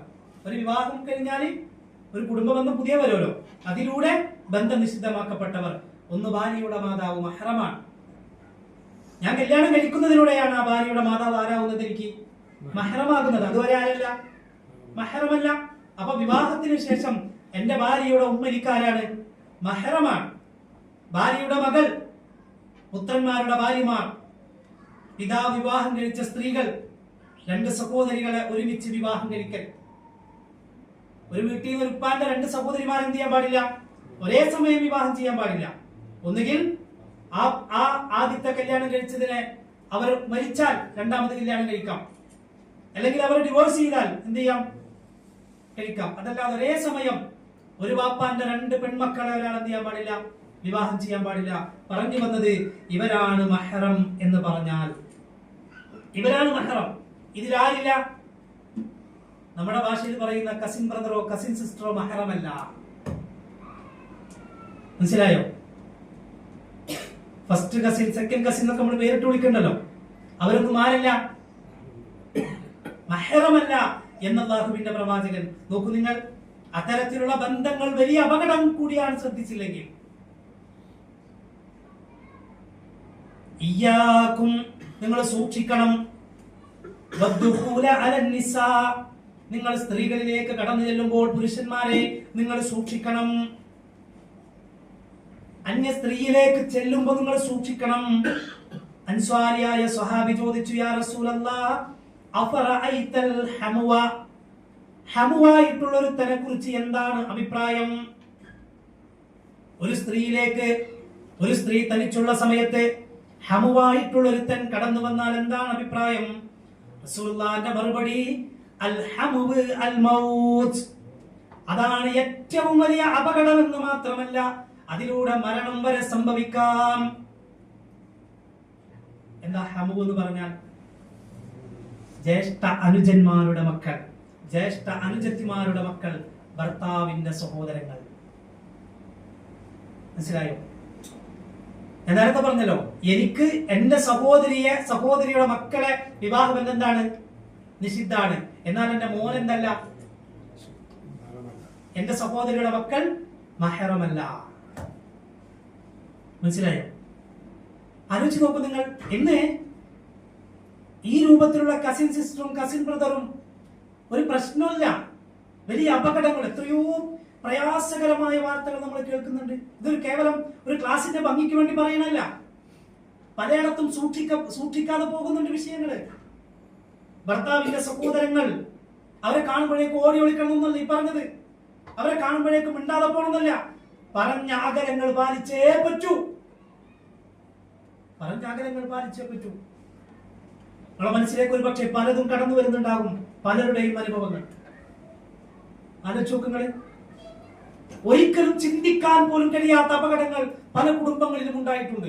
പല കുടുംബങ്ങളിലും റെക്കോർഡ് ചെയ്യുന്നതുകൊണ്ട് മാത്രം ഞാൻ പറയുന്നില്ല. അതോട് നമ്മൾ മനസ്സിലാക്കണം. അള്ളാഹുവിന്റെ പ്രവാചകൻ സല്ലല്ലാഹു അലൈഹി വസല്ലമ പഠിപ്പിച്ച നിയമങ്ങൾക്കപ്പുറത്തേക്ക് സഞ്ചരിച്ചാൽ, നമ്മൾ അത്തരം കാര്യങ്ങളെ ശ്രദ്ധിക്കാതെ പോയാൽ, ഡിസ്റ്റൻസ് അകലം കീപ്പ് ചെയ്യണമെന്ന് പറഞ്ഞ് സൂക്ഷിക്കണമെന്ന് പറഞ്ഞ മേഖലയെ സൂക്ഷിക്കാതെ പോയാൽ അപകടങ്ങൾ ഉണ്ടാകുമെന്ന കാര്യം സഹോദരിമാരെ നമ്മൾ തിരിച്ചറിയുക. ഞാൻ ഒന്നുകൂടെ അടിവരയിട്ട് പറയുന്നു. ഇതിനർത്ഥം നമ്മുടെ ബന്ധുക്കളൊക്കെ വീട്ടിലേക്ക് വന്ന വേഗം ഡോറടച്ച് പെൺമക്കളൊക്കെ അകത്തേക്കാക്കി ഭാര്യ അതൊന്നുമല്ലട്ടി പറഞ്ഞത്. മറിച്ച് പറഞ്ഞ അകലങ്ങൾ പാലിക്കണം എന്നേ ഉള്ളൂ. മാന്യമായി സംസാരിക്കണം. സ്വന്തം ആങ്ങളയോട് ഇടപഴകുന്നത് പോലെ ഈ പറഞ്ഞ കസിൻ ബ്രദറിനോട് ചെയ്യാൻ പറ്റൂല. സ്വന്തം ആങ്ങളയോടൊപ്പം ബൈക്കിൽ പോകുന്നത് പോലെ ഈ പറഞ്ഞവരോടൊപ്പം ചെയ്യാൻ പോകാൻ പറ്റൂല. അത്രയേ ഉള്ളൂ. അതിലെന്താ പ്രശ്നം എന്ന് ചോദിക്കണ്ട. അൽ ഹമു അൽ മൗത്ത്. അള്ളാഹുവിന്റെ പ്രവാചകൻ വഹീന്റെ അടിസ്ഥാനത്തിൽ സംസാരിക്കുന്ന റസൂലുള്ളാഹി പറയാണ് സല്ലല്ലാഹു അലൈഹി വസല്ലം, അതിലൂടെ മരണം വരെ സംഭവിക്കാം. എത്രയോ ആളുകൾ പുറത്തു പറയാൻ കഴിയാതെ വേദനിക്കുന്ന കുടുംബങ്ങളുണ്ടെന്നറിയോ? നിങ്ങൾ ആലോചിച്ച് നോക്ക്. നമ്മുടെ വീട്ടിലേക്ക് പുറത്തുനിന്ന് ഒരാള് 1-2 പ്രാവശ്യം വരുന്നത് കാണുമ്പോ ശ്രദ്ധിക്കും, അയൽക്കാരെങ്കിലും ശ്രദ്ധിക്കും, ഇതാരും ഇയാളെ കണ്ടിട്ടില്ലല്ലോ ഇവിടെ, അല്ലേ? അതുകൊണ്ട് അയൽക്കാരെങ്കിലും ശ്രദ്ധിക്കുമ്പോൾ അതൊരു പേടിയുണ്ടാകും. എന്നാൽ ഇപ്പറഞ്ഞവർ എന്റെ വീട്ടിലേക്ക് കടന്നു വരുമ്പോ അതവരെ കുടുംബക്കാരല്ലേ എന്നാ പറയാം. അള്ളാഹുവിന്റെ പ്രവാചകൻ പറഞ്ഞു, ലാ യഖ്ലുവന്ന റജുലുൻ ബിഇംറഅത്തിൻ ഇല്ലാ കാന സാലിസുഹും അശ്ശൈത്വാൻ. നമ്മൾ പേരിട്ടത് ആങ്ങള പെങ്ങൾ എന്നൊക്കെ. ഒരാങ്ങളെയാണ് പെങ്ങളാണ്, വിളിച്ചോട്ടെ, പ്രശ്നമൊന്നുമില്ല, അങ്ങനെ തന്നെ കണ്ടോട്ടെ. ചെറുപ്പം മുതൽ കളിച്ചു വളർന്നവരാണ് ഒരേ വീട്ടിൽ. പക്ഷെ ആ ബന്ധങ്ങൾ, അകലം പറഞ്ഞ ബന്ധങ്ങളെ സൂക്ഷിച്ചേ പറ്റൂ. അതങ്ങനെ തന്നെ ആയിരിക്കണം എന്ന് അല്ലാഹുവിന്റെ റസൂൽ നമ്മളെ പഠിപ്പിക്കാണ്. സഹോദരിമാരെ, നിങ്ങളോടായി അല്ലാഹുവിന്റെ റസൂൽ പറഞ്ഞു, പുറത്തിറങ്ങുമ്പോ നിങ്ങൾ സുഗന്ധം ഉപയോഗിക്കാൻ പാടില്ല.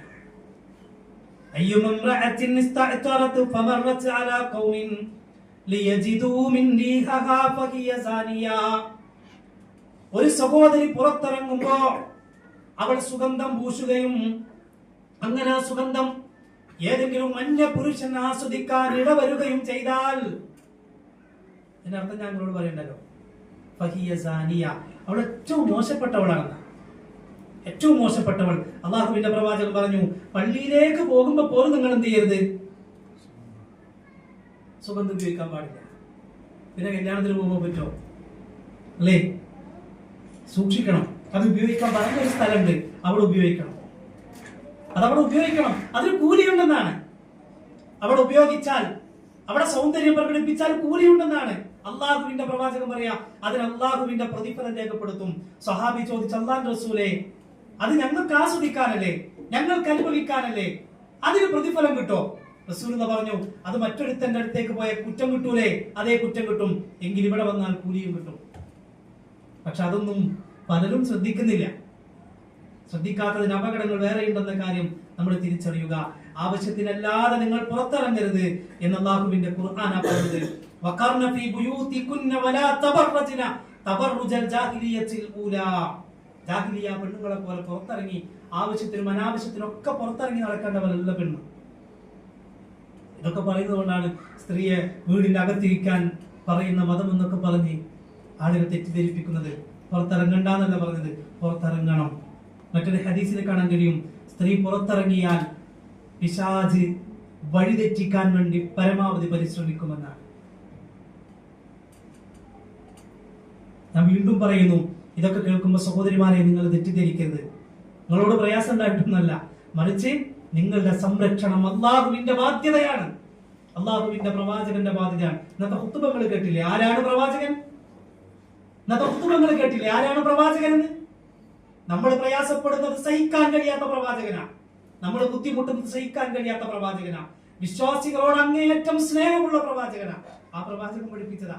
ആ പ്രവാചകനോട് നിങ്ങളോട് ദേഷ്യം ഉണ്ടെങ്കിൽ ഇങ്ങനെയൊക്കെ പറയോ? ഇല്ലല്ലോ, സ്നേഹമുള്ളത് കൊണ്ടല്ലേ. നോക്കൂ, നിങ്ങൾ ജാഹിലിയ കാലഘട്ടത്തിലെ പോലെ പുറത്തിറങ്ങി അങ്ങോട്ടും ഇങ്ങോട്ടൊക്കെ നടക്കരുത്. പോണോ നിങ്ങൾ പോയിക്കോ, മഹ്റം ഉണ്ടെങ്കിൽ പോയിക്കോ, മഹ്റമിനോടൊപ്പം പോയിക്കോ. അതല്ലാതെ ഒറ്റയ്ക്ക് തനിച്ചിങ്ങനെ പുറത്തിറങ്ങി അങ്ങോട്ടും ഇങ്ങോട്ടും നടക്കുന്ന രൂപം ഒഴിവാക്കണം. ഇത് വായിച്ചപ്പോഴേ ഹേമ കമ്മീഷനിൽ ഒരു ഭാഗം ഞാൻ വായിച്ചു. രാത്രി സമയങ്ങളിൽ ഒറ്റയ്ക്ക് സ്ത്രീകൾ പുറത്തിറങ്ങി നടക്കുന്നത് അപകടമുണ്ടാവാൻ കാരണമാകുന്നു എന്ന്. അതാ ഞാൻ പറഞ്ഞത്. ഇതിന്റെ ഒപ്പം ഹദീസിനും കൂടി എഴുതാണെങ്കിൽ ഉഷാറായി. അതില്ലാതെ ഉള്ളൂ. ആലോചിച്ച് നോക്കുങ്ങള്. ഒരു പക്ഷെ എനിക്ക് തോന്നുന്നത് ഇവരിതൊക്കെ പഠിച്ചിട്ടായിരിക്കും ഇതിന്റെ പരിഹാരങ്ങൾ. ഒരു പക്ഷെ അതായിരിക്കണം. അതെ അതെ അതെ. എന്നാ ആലോചിച്ച് നോക്കിയ സഹോദരങ്ങളെ, അള്ളാഹുവിന്റെ ഖുർആൻ നബി സല്ലല്ലാഹു അലൈഹി വസല്ലമ പറഞ്ഞ കാര്യം വളരെ കൃത്യമായി ഏത് കാലഘട്ടത്തിലും അത് തന്നെയാണ് പരിഹാര മാർഗം എന്ന് പഠിപ്പിക്കാണ്. സഹോദരിമാരെ തിരിച്ചറിയുക, നിങ്ങൾ ഒരു പ്രദർശന വസ്തുവല്ല. അങ്ങനെയാക്കാനാണ് പുരുഷാധിപത്യം ഉള്ള മേഖലകൾ ശ്രമിച്ചുകൊണ്ടിരിക്കുന്നത്. അത് നിങ്ങൾ തിരിച്ചറിയാതെ പോയി എന്നത് ഒരു ദുഃഖകരമായ കാര്യമാണ്. പക്ഷേ കൃത്യമായി പറയുന്നു, നിങ്ങളൊരു പ്രദർശന വസ്തുവല്ല എന്ന കാര്യം നിങ്ങൾ തിരിച്ചറിയണം. അള്ളാഹുവിന്റെ അപാരമായ അനുഗ്രഹം കൊണ്ട് ഷഹാദത്ത് കലിമ ചൊല്ലി ഈ ഹിദായത്തിന്റെ മാർഗത്തിൽ ഉറച്ചു നിൽക്കാൻ ഭാഗ്യം ലഭിച്ചവരാണ് നിങ്ങളെങ്കിൽ അള്ളാഹുവിന്റെ നിർദ്ദേശങ്ങൾ നിങ്ങൾ പാലിക്കണം. അള്ളാഹുവിന്റെ പ്രവാചകൻ സ്വല്ലല്ലാഹു അലൈഹി വസല്ലമ പഠിപ്പിച്ച നിർദ്ദേശങ്ങൾ പാലിക്കണം. ഞാൻ പറഞ്ഞല്ലോ, മറ്റുള്ള കൗമിനെ കുറിച്ച് നമുക്ക് ചർച്ചയില്ലല്ലോ. നമ്മളെ കൗമിന്റെ അവസ്ഥ എന്താ? Save the date. ഇന്നതൊരു ട്രെൻഡാണ്. കല്യാണത്തിന് മുൻപാ ലെറ്ററൊക്കെ തയ്യാറാക്കിക്കോ. കല്യാണത്തിന് നിക്കാഹിന്റെ ഒരു സെക്കൻഡ് മുൻപ് വരെ അവർ രണ്ടുപേരും ഹറാമല്ലേ, പരസ്പരം ചേർന്നിരിക്കൽ, സ്പർശിക്കൽ, അത്തരമൊരു ആസ്വാദനത്തോടെയുള്ള നോട്ടം പോലും ഹറാമല്ലേ? അങ്ങനെയല്ലേ പറഞ്ഞത്? ഞാൻ എനിക്ക് അനുവദിക്കപ്പെടാത്ത ഒരു പെണ്ണിനും ഷെയ്ക്കൻഡ് കൊടുക്കൂല. റസൂലുള്ളാഹിന്റെ അടുത്ത് ഒരു പെണ്ണ് വന്നു, ഷെയ്ക്കൻഡ് മുസാഫഹത്തിന് വേണ്ടി പറഞ്ഞു. റസൂലുള്ളാഹി കൈ വലിച്ചു. എന്നിട്ട് റസൂലുള്ളാഹി പറഞ്ഞ വാചക, എനിക്ക് അനുവദിക്കപ്പെടാത്ത ഒരാൾക്ക് ഞാൻ ഷെയ്ക്കൻഡ് കൊടുക്കൂല. എന്തൊരു ഷെയ്ക്കൻഡ് കൊടുത്ത ആകാശിടിഞ്ഞ് വീഴോ? ആളുകൾ ചോദിക്കണ ചോദ്യ. എന്റെ ഒരു ഷെയ്ക്കൻഡ് കൊടുത്ത അങ്ങനെ തന്നെ പൊട്ടിപ്പോ? അങ്ങനൊന്നുമില്ല. അള്ളാഹുവിന്റെ പ്രവാചകൻ പഠിപ്പിച്ച മതം അത് സ്വീകരിക്കുന്നതിൽ അഭിമാനം കൊള്ളാൻ കഴിയണം. എന്നിട്ട് ആ വീഡിയോ, അവരൊന്നിച്ചുള്ള ഫോട്ടോ, അവരൊന്നിച്ചുള്ള വീഡിയോ, അവരവിടെ ഇരിക്കുന്ന വീഡിയോ, കൈപിടിച്ച് നടക്കുന്ന വീഡിയോ എപ്പോ നിക്കാഹിന് ശേഷമാണെങ്കിൽ പിന്നെ സഹിക്കാം അല്ലേ, അത് പ്രദർശിപ്പിക്കാന്നുള്ളത് വേറെ കാര്യം, അത് പോട്ടെ. പക്ഷേ നിക്കാഹിന്റെ മുമ്പ് സേവ് ദ ഡേറ്റ് നമ്മളത് സ്റ്റാറ്റസ് ആക്കാം. നമ്മളത് കുടുംബത്തിലായിരിക്കാം, അപ്പൊ നമ്മളൊക്കെ അത് സ്റ്റാറ്റസ് ആക്കാം. നമുക്ക് അനുവദിക്കപ്പെട്ടതല്ല, നമുക്ക് യോജിച്ചതല്ല, ഇസ്ലാമിക സംസ്കാരമല്ല. സ്റ്റാറ്റസ് ഇസ്ലാമിക സംസ്കാരമല്ല എന്നല്ല കേട്ടോ ഞാൻ പറഞ്ഞത്. സേവ് ദ ഡേറ്റും ഇസ്ലാമിക സംസ്കാരം അല്ല എന്നല്ല കേട്ടോ ഞാൻ പറഞ്ഞത്. മറിച്ച് ഇപ്പറഞ്ഞ തോന്നിയാസങ്ങൾ ഇസ്ലാമികമല്ല, അത് തോന്നിയാസം തന്നെ, നമുക്ക് അനുവദിക്കപ്പെട്ടതല്ല. ആര് ട്രെൻഡ് കൊണ്ടുവന്നാലും, അത് വൈറലാക്കാൻ ശ്രമിച്ചാലും, ആരതിന്റെ പിന്നാലെ പോയാലും, യൂട്യൂബിലൂടെ വരുമാനം ഉണ്ടാക്കാൻ ശ്രമിക്കുന്ന എത്ര മാപ്പിള മക്കളുണ്ട് അല്ലേ? സ്വന്തം ഭാര്യയെ പ്രദർശന വസ്തുവാക്കി തമാശകളാണെന്ന, കോമഡികളാണെന്ന, എന്നിട്ട് ആരെങ്കിലും അതിനെതിരെ വാക്ക് പറഞ്ഞാൽ പിന്നെ നാളെ അവർ ആ പറയുന്ന ആൾക്കെതിരെ പരസ്യമായി പരിഹാസങ്ങളുമായി കടന്നു വരുന്നവർ. ഇവരറിയുന്നില്ല ഇവരോട് പറയുന്നത് ഇസ്ലാമികമല്ല, പരലോകത്ത് അല്ലാഹുവിന്റെ ചോദ്യം ഉണ്ടാകും എന്ന കാര്യത്തെ കുറിച്ചാണ് പറയുന്നത് എന്ന കാര്യം ഇവർ മനസ്സിലാക്കുന്നില്ല. അതുകൊണ്ട് സഹോദരങ്ങളെ, സഹോദരിമാരെ തിരിച്ചറിയുക. ഇസ്ലാമിക സംസ്കാരം കാത്തു സൂക്ഷിച്ച്, ഇസ്ലാമിക ആദർശം മുറുകെ പിടിച്ച് മരണം വരെ യഥാർത്ഥ മുസ്ലിമായി ജീവിക്കാൻ നമുക്ക് സാധിക്കണം. ചെറിയൊരു സൂക്ഷ്മതക്കുറവ് ജീവിതത്തിലേക്ക് പിശാച് കടന്നു വരാനും അതിലൂടെ രണ്ട് ലോകങ്ങൾ, ദുനിയാവും പരലോകവും നമുക്ക് നഷ്ടപ്പെടാനും അവിടെ കരയാനും ഇടവരരുത് എന്ന് നമ്മൾ തിരിച്ചറിയുക. അതേപോലെ തന്നെ ഇത്തരം പൈശാചിക ലോകമാണ് സിനിമയും അനുബന്ധ മീഡിയകളും സമൂഹത്തിന് സമ്മാനിക്കുന്നത് എന്ന തിരിച്ചറിവ് നമുക്കുണ്ടാവണം. നേരത്തെ പറഞ്ഞ കാര്യങ്ങൾ പറഞ്ഞുകൊണ്ട് ഞാൻ അവസാനിപ്പിക്കുകയാണ്. സിനിമാ ലോകം എന്ന് പറഞ്ഞാൽ ലൈംഗിക അരാജകത്വത്തിന്റെയും കുത്തഴിഞ്ഞ ലൈംഗികതയുടെയും ഇരുട്ടുമുറികളാണ് എന്ന് നമ്മൾ തിരിച്ചറിയുക. സിനിമ എന്തൊരു മെസ്സേജാണോ സമൂഹത്തിന് നൽകുന്നത്, തീർച്ചയായും അവർ ഇന്ന് ആ ലോകത്ത് അനുഭവിച്ചു കൊണ്ടിരിക്കുന്നു എന്നതാണ്. പരലോകത്തെ ഭയപ്പെടുക, എല്ലാവരും പരലോകത്തെ ഭയപ്പെടുക. പരലോകത്ത് അല്ലാഹുവിന്റെ ചോദ്യം ഉണ്ടാകും. എന്ത് കണ്ടു, എന്ത് കേട്ടു എന്ന് അല്ലാഹുവിന്റെ ചോദ്യം ഉണ്ടാവും. ആർക്കെങ്കിലും പറയാൻ കഴിയോ, പടച്ചോനെ ഞാൻ 2 മണിക്കൂർ, 2.5 മണിക്കൂർ, 1 മണിക്കൂർ ഇത് ആസ്വദിച്ചു എന്ന് പറഞ്ഞാൽ പരലോകത്തെ രക്ഷപ്പെടാൻ കഴിയുമെന്ന് ആർക്കെങ്കിലും തോന്നുന്നുണ്ടോ?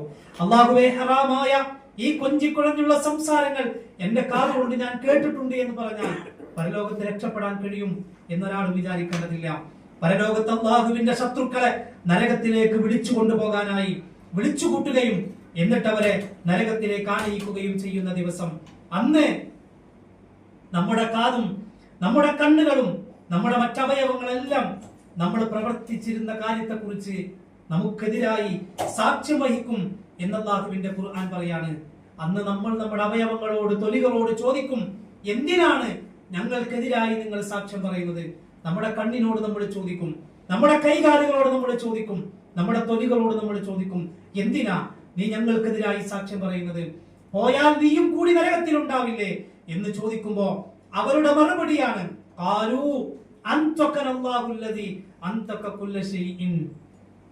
അവർ പറയും, കൈ പറയും, കാല് പറയും, കണ്ണ് പറയും, ഓരോ അവയവങ്ങളും പറയും, എല്ലാ വസ്തുക്കളെയും സംസാരിപ്പിച്ച അല്ലാഹു ഇന്നിതാ ഞങ്ങളെയും സംസാരിപ്പിച്ചിരിക്കുന്നു എന്നവർ പറയും. നമ്മൾ വിചാരിച്ചു പലപ്പോഴും നമ്മുടെ കാതുകളും നമ്മുടെ കണ്ണുകളും നമ്മുടെ തൊലികളും നമ്മുടെ മറ്റവയവങ്ങളും നമുക്കെതിരായി സാക്ഷി നിൽക്കുകയില്ല, അവരൊന്നും കാണുന്നില്ല, അവരൊന്നും അറിയുന്നില്ല എന്നാണ് പലരും വിചാരിച്ചത്. നമ്മൾ എന്ത് ചെയ്താലും അല്ലാഹു അറിയുകയില്ല എന്ന് തെറ്റിദ്ധരിച്ചിട്ടുണ്ടെങ്കിൽ അറിയുക, ആ തെറ്റിദ്ധാരണയാണ് നിങ്ങൾ നരകത്തിലേക്ക് പോകാൻ കാരണം എന്ന് അല്ലാഹുവിന്റെ വാചകം. അതുകൊണ്ട് നിങ്ങൾ നരകത്തിന്റെ അവകാശികളായി നരകത്തിൽ കഴിച്ചുകൂട്ടുക എന്ന് അല്ലാഹു സുബ്ഹാനഹു വ തആല പറയുമ്പോൾ തീർച്ചയാണ് പ്രിയപ്പെട്ട സഹോദരങ്ങളെ, ഒരു കാര്യം നമ്മൾ തീരുമാനിക്കണം. നമ്മുടെ 2 ലോകങ്ങളും നശിപ്പിക്കപ്പെടുന്ന, 2 ലോകവും കരയാൻ കാരണമാക്കുന്ന പൈശാചികതയുടെ ലോകമായ, പിശാചിന്റെ സമ്മാനമായ ഇത്തരം ഹറാമായ രംഗങ്ങൾ, അതിന് ഞാൻ സാക്ഷിയാവില്ല എന്ന തീരുമാനത്തോടുകൂടെ പിരിയാൻ നമുക്ക് സാധിക്കണം. മനഃപൂർവ്വം അതിലേക്ക് ഒരാളും പോകല്ലേ, കുടുംബം പോകല്ലേ.